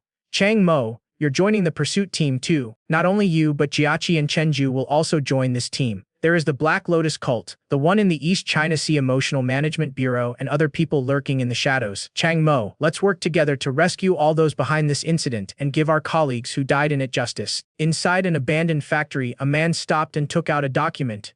Hey, we have a job. The blue-haired man with a gaunt and effeminate face told the other man to lower his voice. This is a crucial moment. The man asked curiously, is he incubating? Of course I know.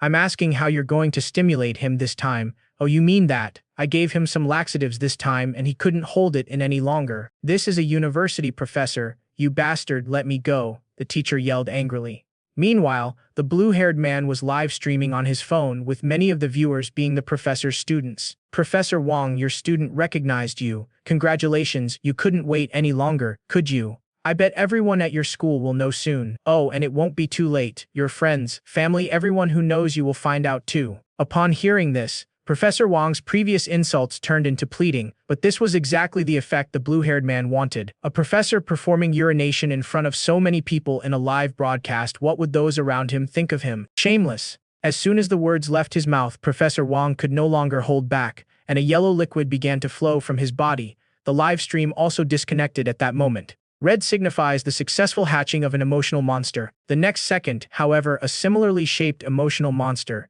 many times larger than him, pounced and chewed up his head and all. The blue-haired man, observing the bloody scene, calmly asked the man to explain his request. These are the 3 targets, preferably alive. But if that is impossible, dead is acceptable, but we must bring back their emotions and hearts. The blue-haired man glanced at the files, his tone slightly dissatisfied. They're all minor figures except for this one with glasses, who is suspected to be city level, that is right. Furthermore, we have our doubts. He also had 2 world-class bodyguards protecting him. The blue-haired man was speechless. 2 world-class bodyguards. That was too much. You gave me this kind of job. The man in the trench coat was also a bit of a headache, but the client was very powerful and no one else could take the job except him. Upon hearing this, the blue-haired man pondered for a moment, then tossed the documents in his hand aside. Forget it, he thought. How can I demonstrate my excellence with easy tasks? The first mental hospital of Donghai City isn't far from here. You'll soon meet their emotional core. In the ward, Dr. Lu bid farewell to Chang Mo. He needed to find Zhang Jiaqi and Chenju to explain the situation. After Dr. Lu had left, Chang Mo raised his palm. So why has my strength become like this? Unable to unleash flames or crystallize, it became very soft like jelly. Yili's face was filled with curiosity. Something was definitely wrong. Softening was normal, but why couldn't it get hard? Suddenly, he realized something. So this kind of thing can soften during this period too. Chang Mo asked calmly, what are you talking about? Yi Li smiled slightly. What do you think I'm talking about? Faced with this somewhat mischievous older sister, Chang Mo was quite helpless. Fine, it is nothing. Tell me what happened. Yi Li still had a smile on her lips. Simply put, you're hungry. Even emotional beings need to eat. You can't get hard if you haven't eaten enough. Chang Mo was speechless. Was he getting a little too excited? Haha, not at all. Okay, let's get serious. As long as the emotional entity exists, it will continue to consume emotional energy even if it is not fighting, just like a person needs to eat every day. Furthermore, the stronger the emotional entity, the greater the emotional energy it consumes each day. A fit, muscular man eats more than an average person each day, and for you, the willpower chains of the second hospital are your emotional energy. In the final battle of the second academy, you almost lost control after absorbing a large amount of rational emotional power, but you eventually stabilized your state, which actually meant you had advanced. You became a more powerful emotional entity, so naturally you would consume more emotional energy every day. After listening, Chang Mo understood Yi Li's meaning. So as long as I absorb the emotional power within the chains of will, my power will return to normal. That is the theory, but solving it won't be so easy. In this era, rationality is lacking, and the energy for rationality is hard to find. Besides, your appetite is many times greater than it was in your previous level. A single chain, if you weren't fighting and were just maintaining normal activity, could have lasted you for 2 months. It is estimated that it will only last for 3 weeks. What is more troublesome is that if you don't eat enough for a long time, at best you won't be able to perform at your best, and at worst your strength will diminish. They gradually lose themselves, eventually dissipating into the world just like me. Changmo, have you forgotten? I became like this because I couldn't find enough emotional energy. The man never expected that the girl who had just given him cookies would be about to pour her heart out to him because of a single wrong word. It turned out that just moments ago, Changmo had learned from Yi Li that emotional beings also need to eat, and the higher their level, the greater their appetite. Yi Li gradually dissipated because the era lacked rationality and he couldn't find food.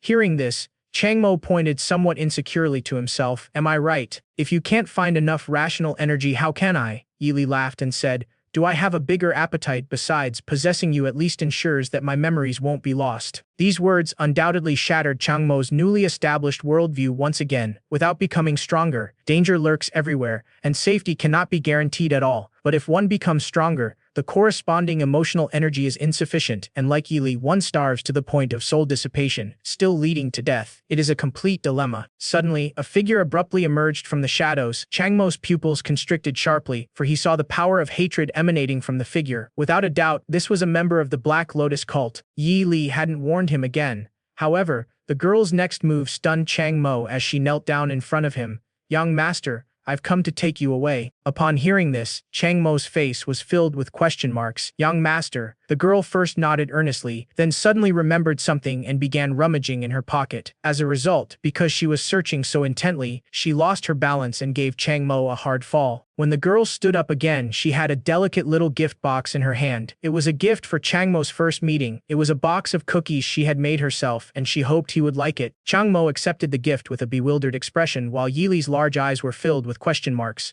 What do you mean by young master? The girl answered excitedly, it means becoming our leader. Before he died, Elder Liu conveyed your message to everyone, that hideous, bald, short man. He said you are our hope in overcoming hatred, the savior we have been waiting for. So I have come to find you on behalf of everyone, hoping you can lead us forward. After listening, Changmo recalled Dong Maonan's dying words. Sure enough, the other party had recognized Yi Li's ability back then. As for how the intelligence was sent out, it was very likely due to hatred's special ability. Yi Li said with a hint of smugness, you must have guessed that you are my successor. See, I told you I should still have some followers. Changmo asked curiously. How many people were there? According to the girl, she counted and found that, including herself, there were 4 people who had received Elder Liu's message. Changmo was speechless. Only 4 of them supported him becoming the leader of the Black Refining cult. The girl looked a little embarrassed and smiled. The 4 of us control a lot of followers. What percentage do you mean by a lot? Upon hearing this, the girl's expression immediately turned pale. Around 30%. Soon, Changmo raised another question. That is not much. What about the remaining 70%? And your current leader is Zhao Yan, right? He won't let you off the hook if he knows what you've been doing, will he? And why should I believe you weren't sent by your cult leader to deal with me? Hearing Changmo's words, the girl lowered her head further. Soon, sobs could be heard in the room. I've done so much, taken such a big risk to come see you, and even brought homemade cookies. Do you know how long it took me to make these, and yet you still don't believe me? The sudden turn of events caught Changmo off guard. The next second, however, the girl's eyes filled with blood and a crimson thorn pierced straight towards her head. Die. The girl was very fast, but fortunately, Changmo never let his guard down and was just a little faster than her. Much like Dr. Liu, the girl's eyes quickly regained their clarity and the thorns broke. The girl looked at her hands in disbelief, and crystal tears slid down her cheeks. She hugged Changmo tightly, a feeling she hadn't experienced in a very long time. I hate it all now. I hate nothing anymore. Elder Liu was right after all. Changmo is the person they've been waiting for. Their savior. Changmo's expression was indifferent as he communicated with Yi Li in his mind, for this was the second time today he had almost capsized in a ditch. Meanwhile, Dr. Liu was leading Zhang Jiaqi and Chen Ju towards Changmo's room. Young master, we've come to find you with genuine sincerity. I know that leader Zhao wants to deal with you. He wants to use you to find the previous leader. Don't worry, we will definitely stand by your side. You are still very weak right now, and you need a lot of resources to continue to increase your strength. We can also help you with many things that are inconvenient for you to handle personally. And intelligence, our Black Refining sect has its own intelligence network built up over the years. I beg you, please lead us forward. Yi Li echoed, agreeing that he was right. Relying solely on oneself would never make one a strong person. Agree to him, Chang Mo pondered in his heart upon hearing this. Indeed, if he could have a force at his disposal, everything would be much easier, and he could also learn about Yili's past through them. But a problem arises if Dr. Lu discovers that he is associating with members of the black refining cult. The consequences will be dire. Suddenly, a familiar voice rang out from outside the door. At that moment, Dr. Lu and the other two had arrived nearby. Just as Chang Mo was about to let the girl go first, a sudden longing ignited within him. It was a blue crystal. Upon seeing it, for a moment every cell in his body seemed to crave it. This was Li Xin's emotional resource. The girl, Chang Mo, must be desperately lacking in food, and they had stored up a lot of it. As long as Chang Mo could stay in their hands, all the resources would be his. Suddenly, Yili sharply warned him to be careful, but the girl reacted even faster than him, helping him avoid a fatal blow. The man never imagined that his prized assassination skills were no match for the female assassin, and even her stealth ability, which he was so proud of, was seen through at a glance. It turned out that just moments before, the girl had shielded Chang Mo from a fatal blow that should have pierced his heart. Chang Mo felt a sense of foreboding.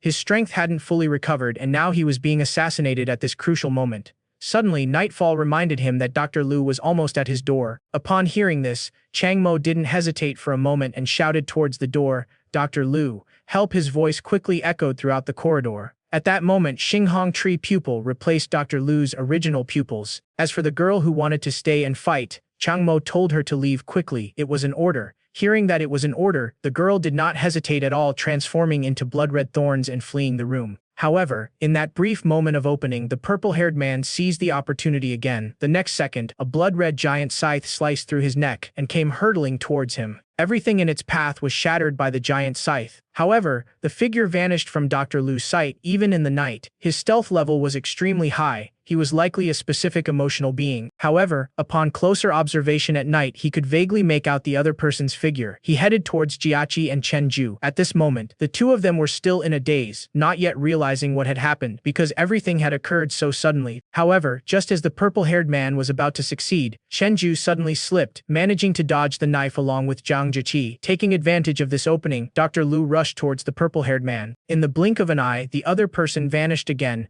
Zhang Jiaqi sat on the ground utterly bewildered and asked Dr. Lu, "What is he doing? Be careful, someone is trying to kill you." Upon hearing this, Zhang Jiaqi felt somewhat incredulous, as he hadn't seen anything yet. At this moment, Dr. Lu also realized that the other party's concealment level was extremely high, and the only solution was to use an emotional monster to shroud the area. However, this would also bring Zhang Jiaqi and the others back into his emotional vortex.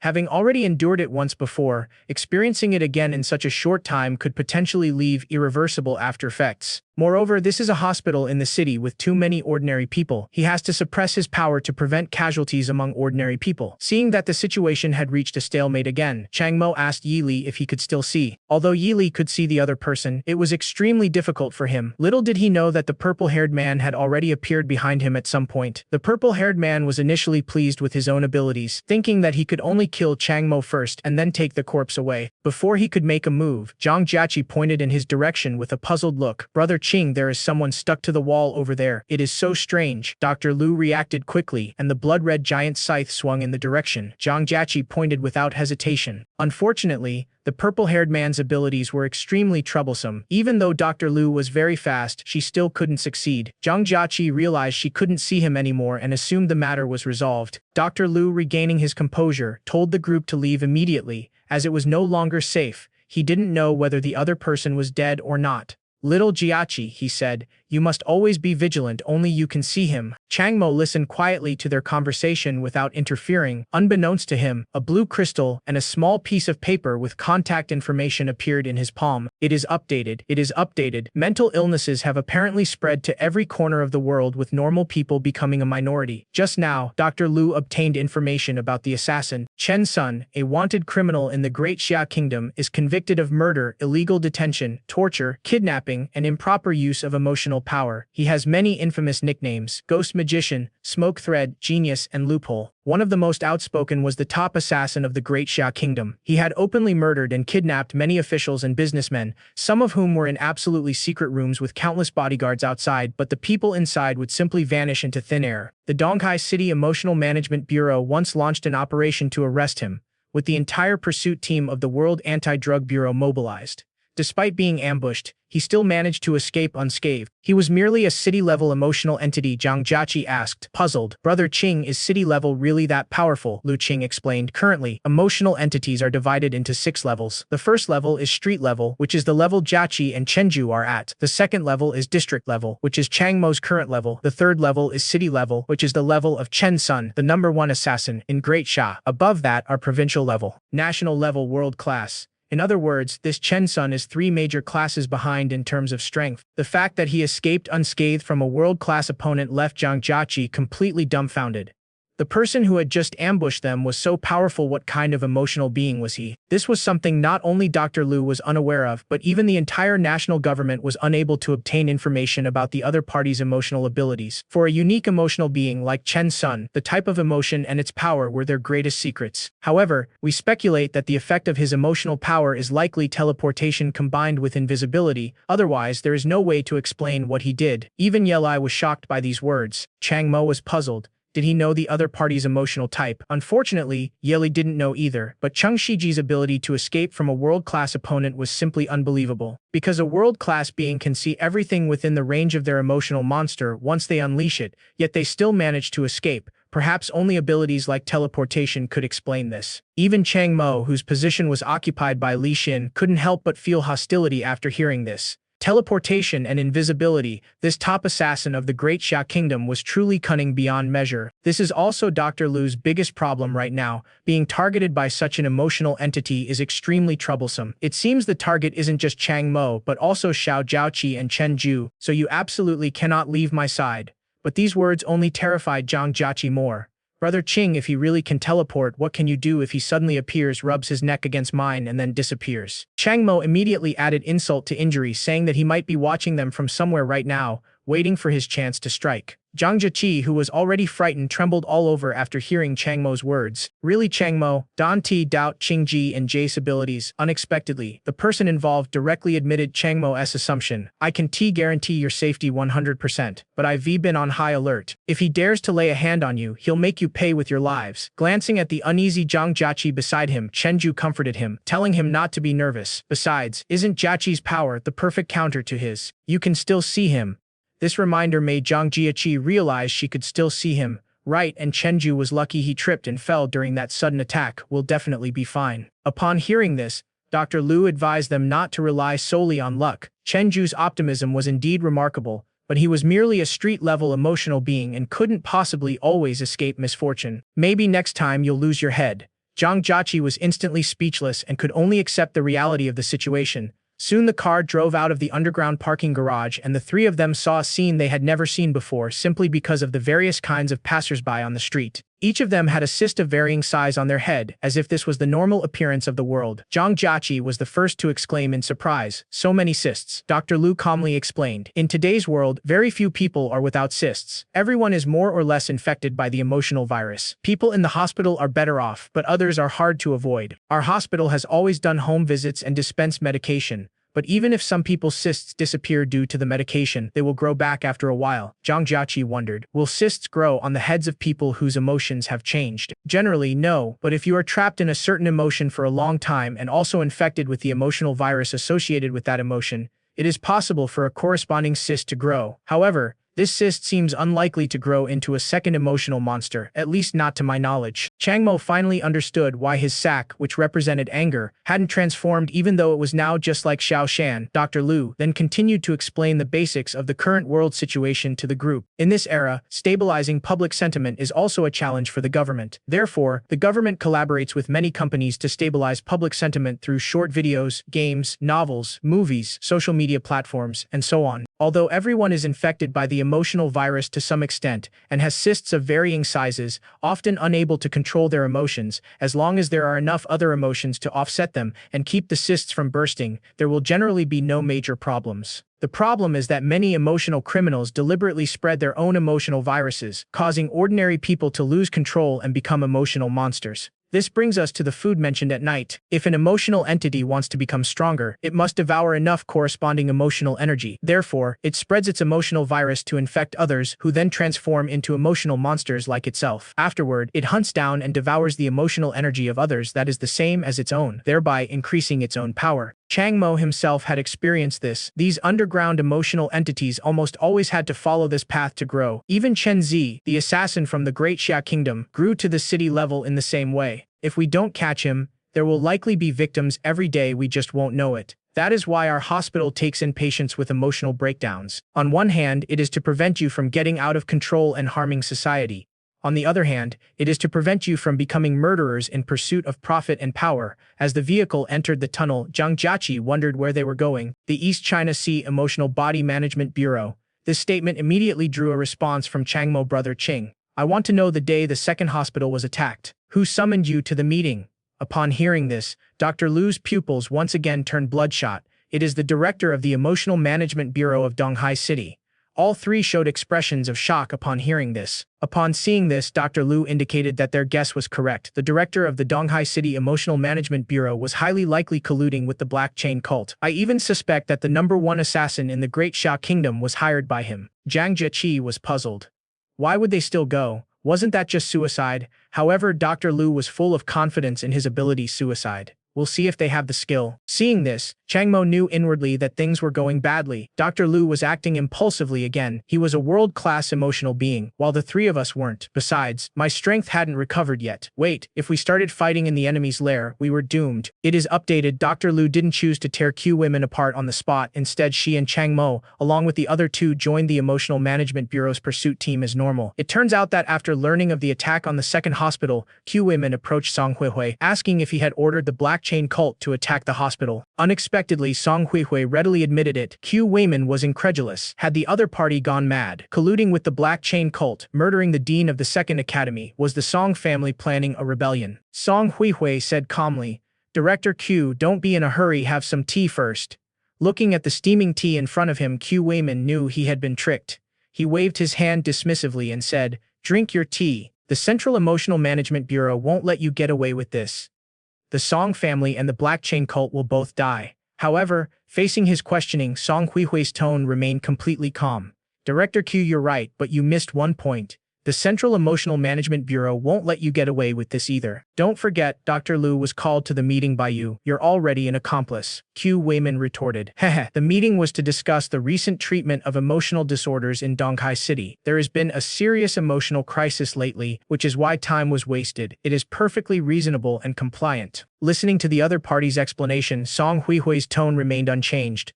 Your explanation is indeed reasonable and compliant, but the central investigation only requires reasonable suspicion. Besides, don't you know, Lu Qing will be transferred to the position of captain of the pursuit team at the Donghai City Emotional Management Bureau. You're not even qualified to know his background, are you? Who do you think he is transferring this time as targeting? Oh, and by the way, he is also bringing 3 rare type emotion entities with him. Your secret might be exposed soon. Finally, who in the entire Great Xia Kingdom do you think can protect you? Q Weiman's face showed struggle, his fists clenched, and finally under Song Huihui's gaze he picked up the broken teacup. Miss Song. From now on, the Song family's affairs are my affairs.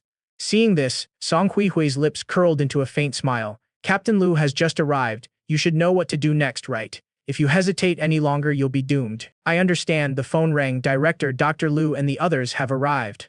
Upon hearing this, Q Weiman's expression shifted from silence to a ferocious grimace, before finally forcing a smile through his suppressed emotions. Dr. Lu, welcome, welcome. I never expected you to become the captain of our pursuit team. Congratulations. What kind of luck did our pursuit team have to be able to find someone with such a powerful emotional presence as you? Dr. Lu looked slightly embarrassed. Director, you're joking. Q Weiman's tone remained unchanged. Haha.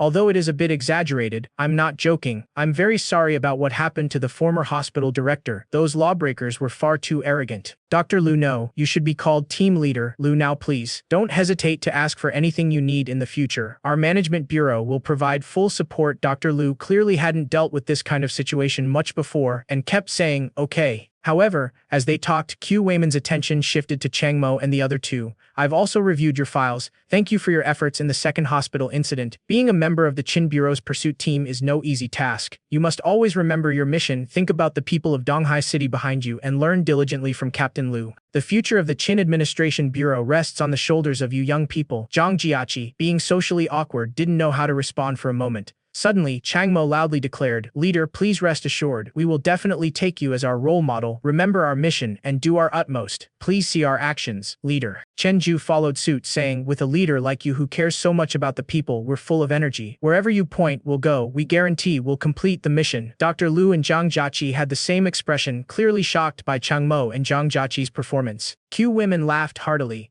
Good, Lu's men are indeed full of talent. Xiao Zhang, go arrange Lu's onboarding procedures, then take Lu to the pursuit team's office. With that, Q Wayman bid farewell to the four, saying he had another meeting and would talk again later. Chang Mo and the other man responded in unison, "Director, you're busy." You're watching the four figures gradually disappear into the distance.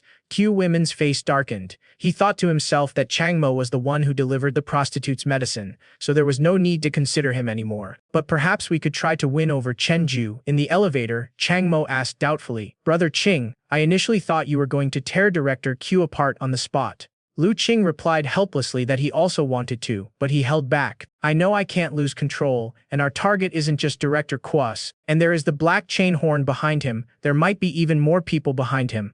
I must rescue them all to avenge the Dean." Having said that, he looked at Chang Mo and Chen Ju with some disdain. "You two are quite the talkers." Zhang Jiaqi chimed in from the side. "Yeah, this time it is all so cliché. It is completely baffling." Chang Mo didn't seem to mind after all. He used to be an office worker, so these platitudes weren't a big deal to him. Chen Ju didn't explain, but loudly declared, "Captain Lu, I'm your soldier. A strong general has no weak soldiers under his command. How could I embarrass you?" Even Chang Mo was stunned. Zhang Jiaqi said he was too good, he could even find an angle for this. Chang Mo felt the same way. Although Lu Qing knew Chen Ju was doing it on purpose, he still felt a strange sense of satisfaction hearing those words. In an abandoned factory, the sealed man was incredibly surprised. Chen Sun had actually failed. "Yes, someone on the other side can see me. It is the girl named Zhang Jiaqi from the mission. Could you please ask them for information about this girl? I need information about her family also. Could you ask if there is a cute girl with pigtails in black chain corner? That girl was a being of hatred without her. I had already eliminated one of my targets." The man never imagined that the nuclear bomb, hailed as a destroyer of civilization, had long since become a toy used to scare ordinary people. Just now, Dr. Lu and a few others explained to them what the Emotion Management Bureau's pursuit team is. It is basically the police station of the emotion world, but the pursuit team's actual strength is much greater than that of the police. The pursuit team is arguably the strongest military force in Donghai City. In a real fight, not to mention an armored unit, even an Air Force combat squadron would be no match for them. Chang Mo was puzzled. Could an emotional entity really withstand a missile? It actually could. The higher the level of the emotional entity, the less affected it is by physical damage. At this stage, you can still be killed by gunfire, but later on, let alone missiles, you wouldn't even be harmed by a nuclear bomb. After listening to Chang Mo's question to Yi Li, is it really that exaggerated? Does the latter refer to the world level, so even a nuclear bomb couldn't kill Dr. Lu? Yi Li immediately gave an affirmative answer. "Onsen, you reach the world level, only emotional power can kill an emotional entity." Moreover, the Great Xia Kingdom's pursuit teams have another unique characteristic. They can relentlessly pursue criminals without sleep, food, or water until the criminals are brought to justice, earning them the title of eternal pursuers. As they spoke, the door was pushed open and there came several figures. These were our colleagues from our department. Let's get to know each other. Soon several figures appeared in their field of vision, some with their eyes closed, others watching TV series, and still others enjoying tea and health. The contrast between their work schedules was striking. Everyone fell silent. "That is what you call professional." Dr. Lu awkwardly rubbed his hands together, indicating that he had already done a good job of staying in control. A moment later, Dr. Lu gathered everyone together for self-introductions. Li Jian, Anti-Anger Movement, Provincial Level, previously the Deputy Team Leader. Please give me your guidance. Jia Li, expressing resentment, City Level, please provide guidance. Hello Captain Lu, hello to all new colleagues. Su Yan, expressing joy, Provincial Level, please provide guidance. Wei Ren, expressing resentment, City Level, please provide guidance. Time, resentment-induced body, City Level, please provide guidance. Fan Shushi, resentment-induced body, City Level, please provide guidance. Chang Mo remembered Yi Li saying that Elder Liu, the resentment-induced body, was close to level 4, which is close to provincial level at the city level. All these people were at the same level as Elder Liu, and 2 others were provincial level. She is a level higher than Elder Liu. Zhang Jiaqi, still with her naive and innocent style, said, "Wow, that is impressive. We're only at the street level and Chang Mo has only just reached the district level." But when Chang Mo looked at Dr. Lu, he noticed the other's complicated expression and fell silent for a moment. Sensing the awkward atmosphere, Jia Li quickly spoke up. "Team Leader Lu, please say a few words." "Welcome, Team Leader Lu, for your guidance." Soon a unified round of applause erupted in front of Dr. Lu. Dr. Lu smiled modestly and thanked everyone. I'm new here and don't know much about the situation yet, but I'm here on a mission. As you've all heard about the attack on the second hospital, I'm here to investigate the incident. I hope everyone will cooperate fully to bring the perpetrators to justice. Jia Li immediately chimed in. Good. This incident is truly appalling. These cultists dared to attack state institutions. They must be brought to justice. Captain Lu, just give the order and we'll begin the investigation immediately. We must bring these bastards to justice. Dr. Lu's expression was complicated. The current situation was too unexpected. If they directly said they wanted to investigate Q women, there would definitely be problems, and there might even be Q women's people involved. Therefore, Dr. Lu decided to observe their reactions first. Okay, we do have a breakthrough now. Chen Sun, also known as the top assassin of the Great Xia Kingdom, has his sights set on Cheng Mo, Zhang Jiaqi, and Chen Jun. I suspect this is definitely related to the second hospital incident because they made contributions in the second hospital incident and interfered with the enemy's mission to some extent. Therefore, it is highly likely that Chen Sun was hired by the Black Lotus sect to assassinate the three of them.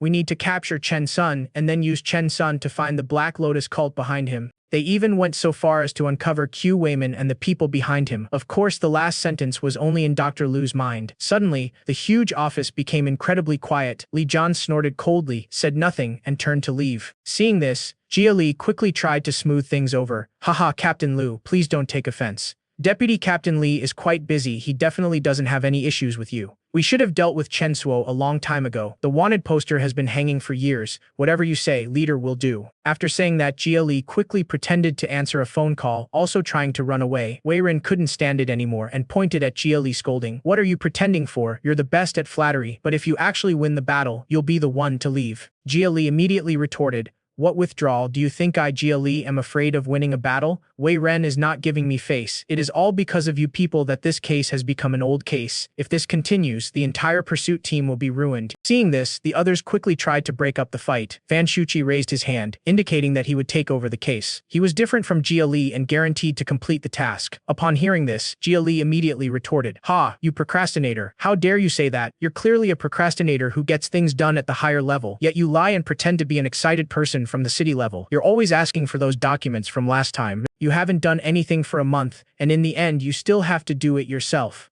The four of them listened to the arguing around them. Their expectations plummeting to zero. Night fell over them, and Jia Li and Wei Ren were still arguing. Chang Mo and his two companions had lost count of how many episodes of TV dramas they'd watched. Fan Shuqi stretched lazily, thinking, the new boss is really great. This is how we should spend our days at work. Time scoffed. You're not much different usually, are you? Seeing everyone's reactions, Chang Mo was speechless for a moment. It turned out that earlier Dr. Lu had checked on the situation of the Donghai City pursuit team, and only then did he learn that he had been falsely accused of being a civilian. This morning, under the pretext of better protecting Donghai City, the pursuit team was expanded and the original pursuit team was split into 3 squads. The elites were assigned to the second and third squads while the least useful people were given to them. This is why his pursuit team doesn't even have a single national-level emotional entity.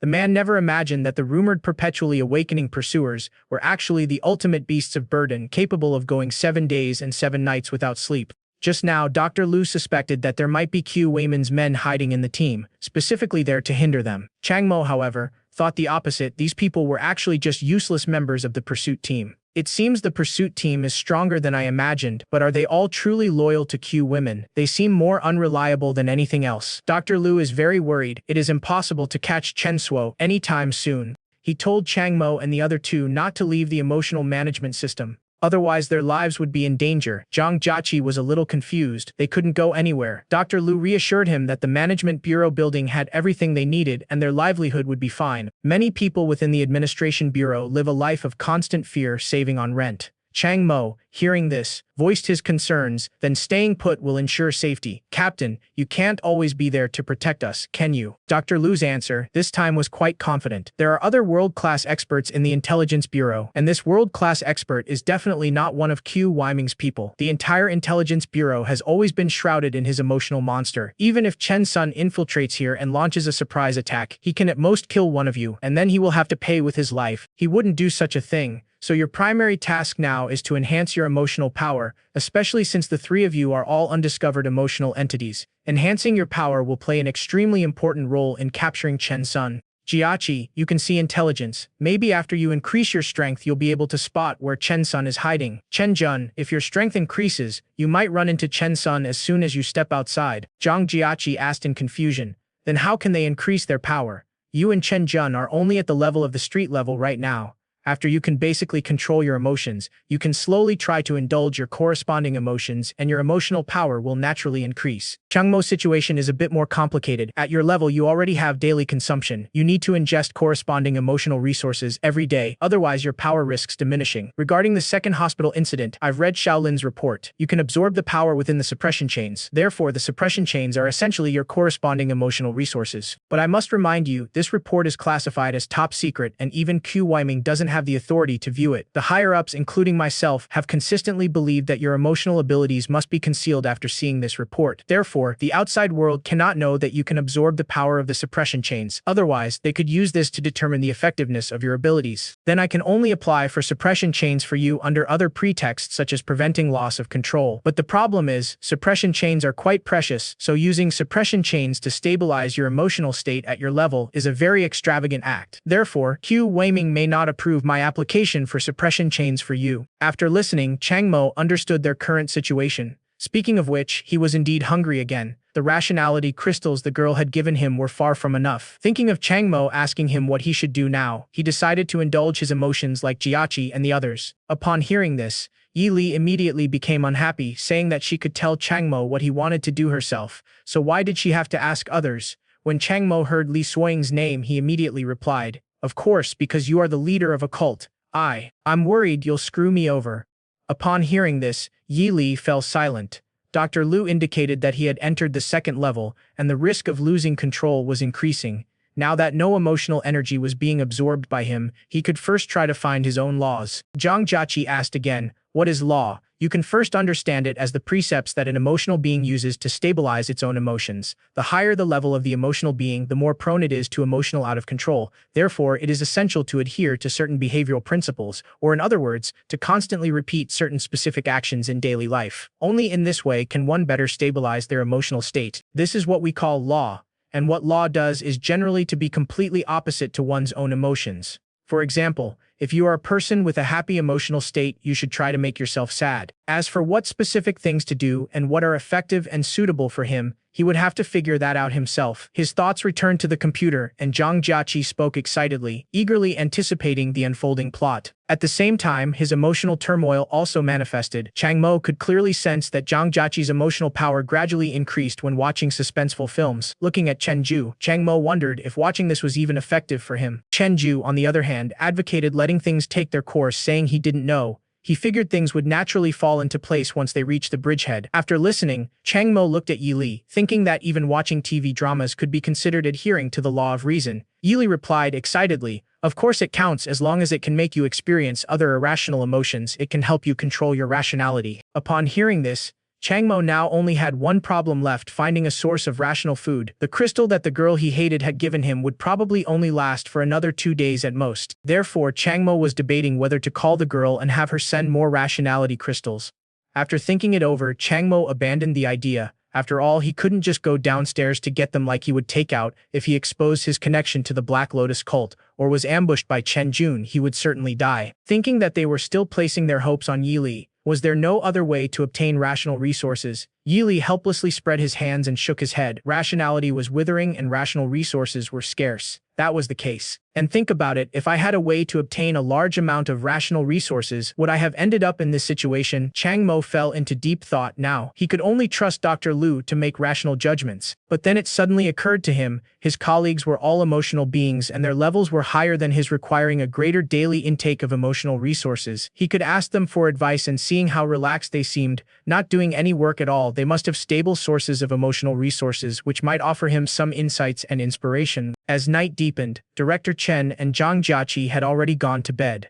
Changmo noticed that Jia Li and Wei Ran were still arguing and, out of curiosity, asked Fan Chuchi. Fan Chuchi laughed and said, "They're both prone to getting excited. Aren't they afraid of losing control?" He glanced at the clock and saw a ding-dong, a sign of the experienced, easily agitated individual. His tone was calm and unhurried. "The most important thing for someone with an agitated temperament is to maintain composure," he explained, "for better work performance." Changmo asked in confusion, It is so late, aren't you guys asleep yet? Fan Shuchi explained. You wouldn't believe it, would you? The battle of heightened emotions continues until dawn. As for me, am I the procrastinator type? Procrastination, they want to procrastinate on everything, even bedtime. After a moment of silence, Changmo cut to the chase, asking them how they found the emotional resources they needed in their daily lives. Upon hearing this, Fan Shuchi immediately became interested. You've come to the right person. I have plenty of experience in solving this problem. Hearing this, Changmo also felt a little excited. Then Fan Shuchi revealed his secret. As long as Changmo doesn't advance to the second level,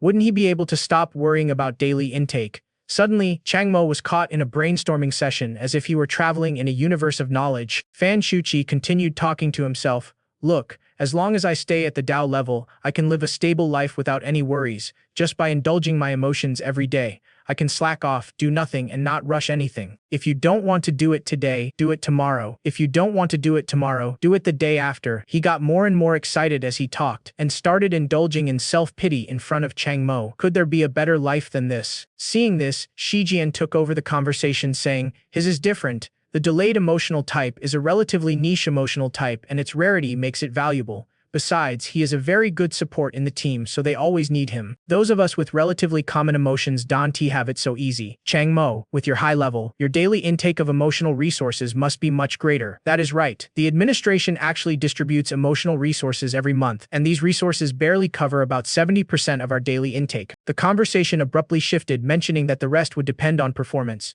Changmo was puzzled, thinking it was similar to performance reviews in a company, but looking at the time he seemed quite relaxed. Suddenly, an alarm sounded, and Fan Shuchi told Changmo to look out the window. There, a dense mass of objects formed a red cloud over the city. Changmo asked what it was, and Fan Shuchi explained, an emotional catastrophe. He handed over a pair of binoculars, saying, this is what you should be able to see.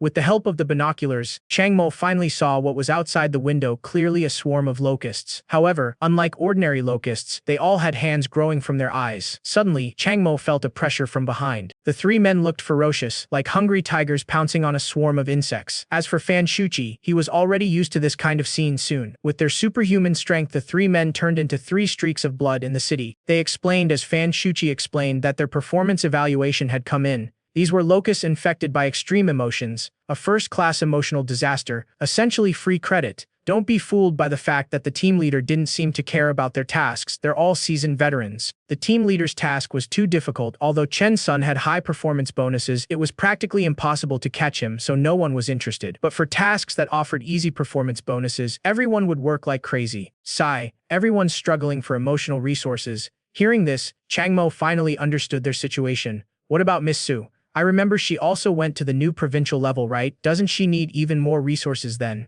I think she seems to have a lot of free time. She leaves work on time. Uncle Fan shrugged helplessly. Miss Su is a wealthy person. She is here to experience life, so she is not lacking in emotional resources. Deputy Captain Lee worked himself to the bone to get to this level. Miss Su, what is that saying again? They were born in Rome. We were born to be beasts of burden. With that, Uncle Fan bid farewell to Changmo. He was going back to sleep. The next morning, the three returned to the office looking somewhat disheveled, each stating that they had done enough for the month. Jia Li complained, couldn't this locust plague happen a few more times? Time suggested they take a shower before working. Changmo was curious. Hadn't they slept after working all night? Surprisingly, the three of them didn't sound sleepy at all. Su Yan greeted them and explained to Changmo, didn't you know, their heightened emotional state means they can go a week without sleep. Hearing this, Changmo's tone was slightly blank. So these are the never-sleeping pursuers. Uncle Fan chimed in, yeah, she is practically born with an innate physique. Sister Fan, you're up so early too. Yeah, just checking in first, then going back to sleep.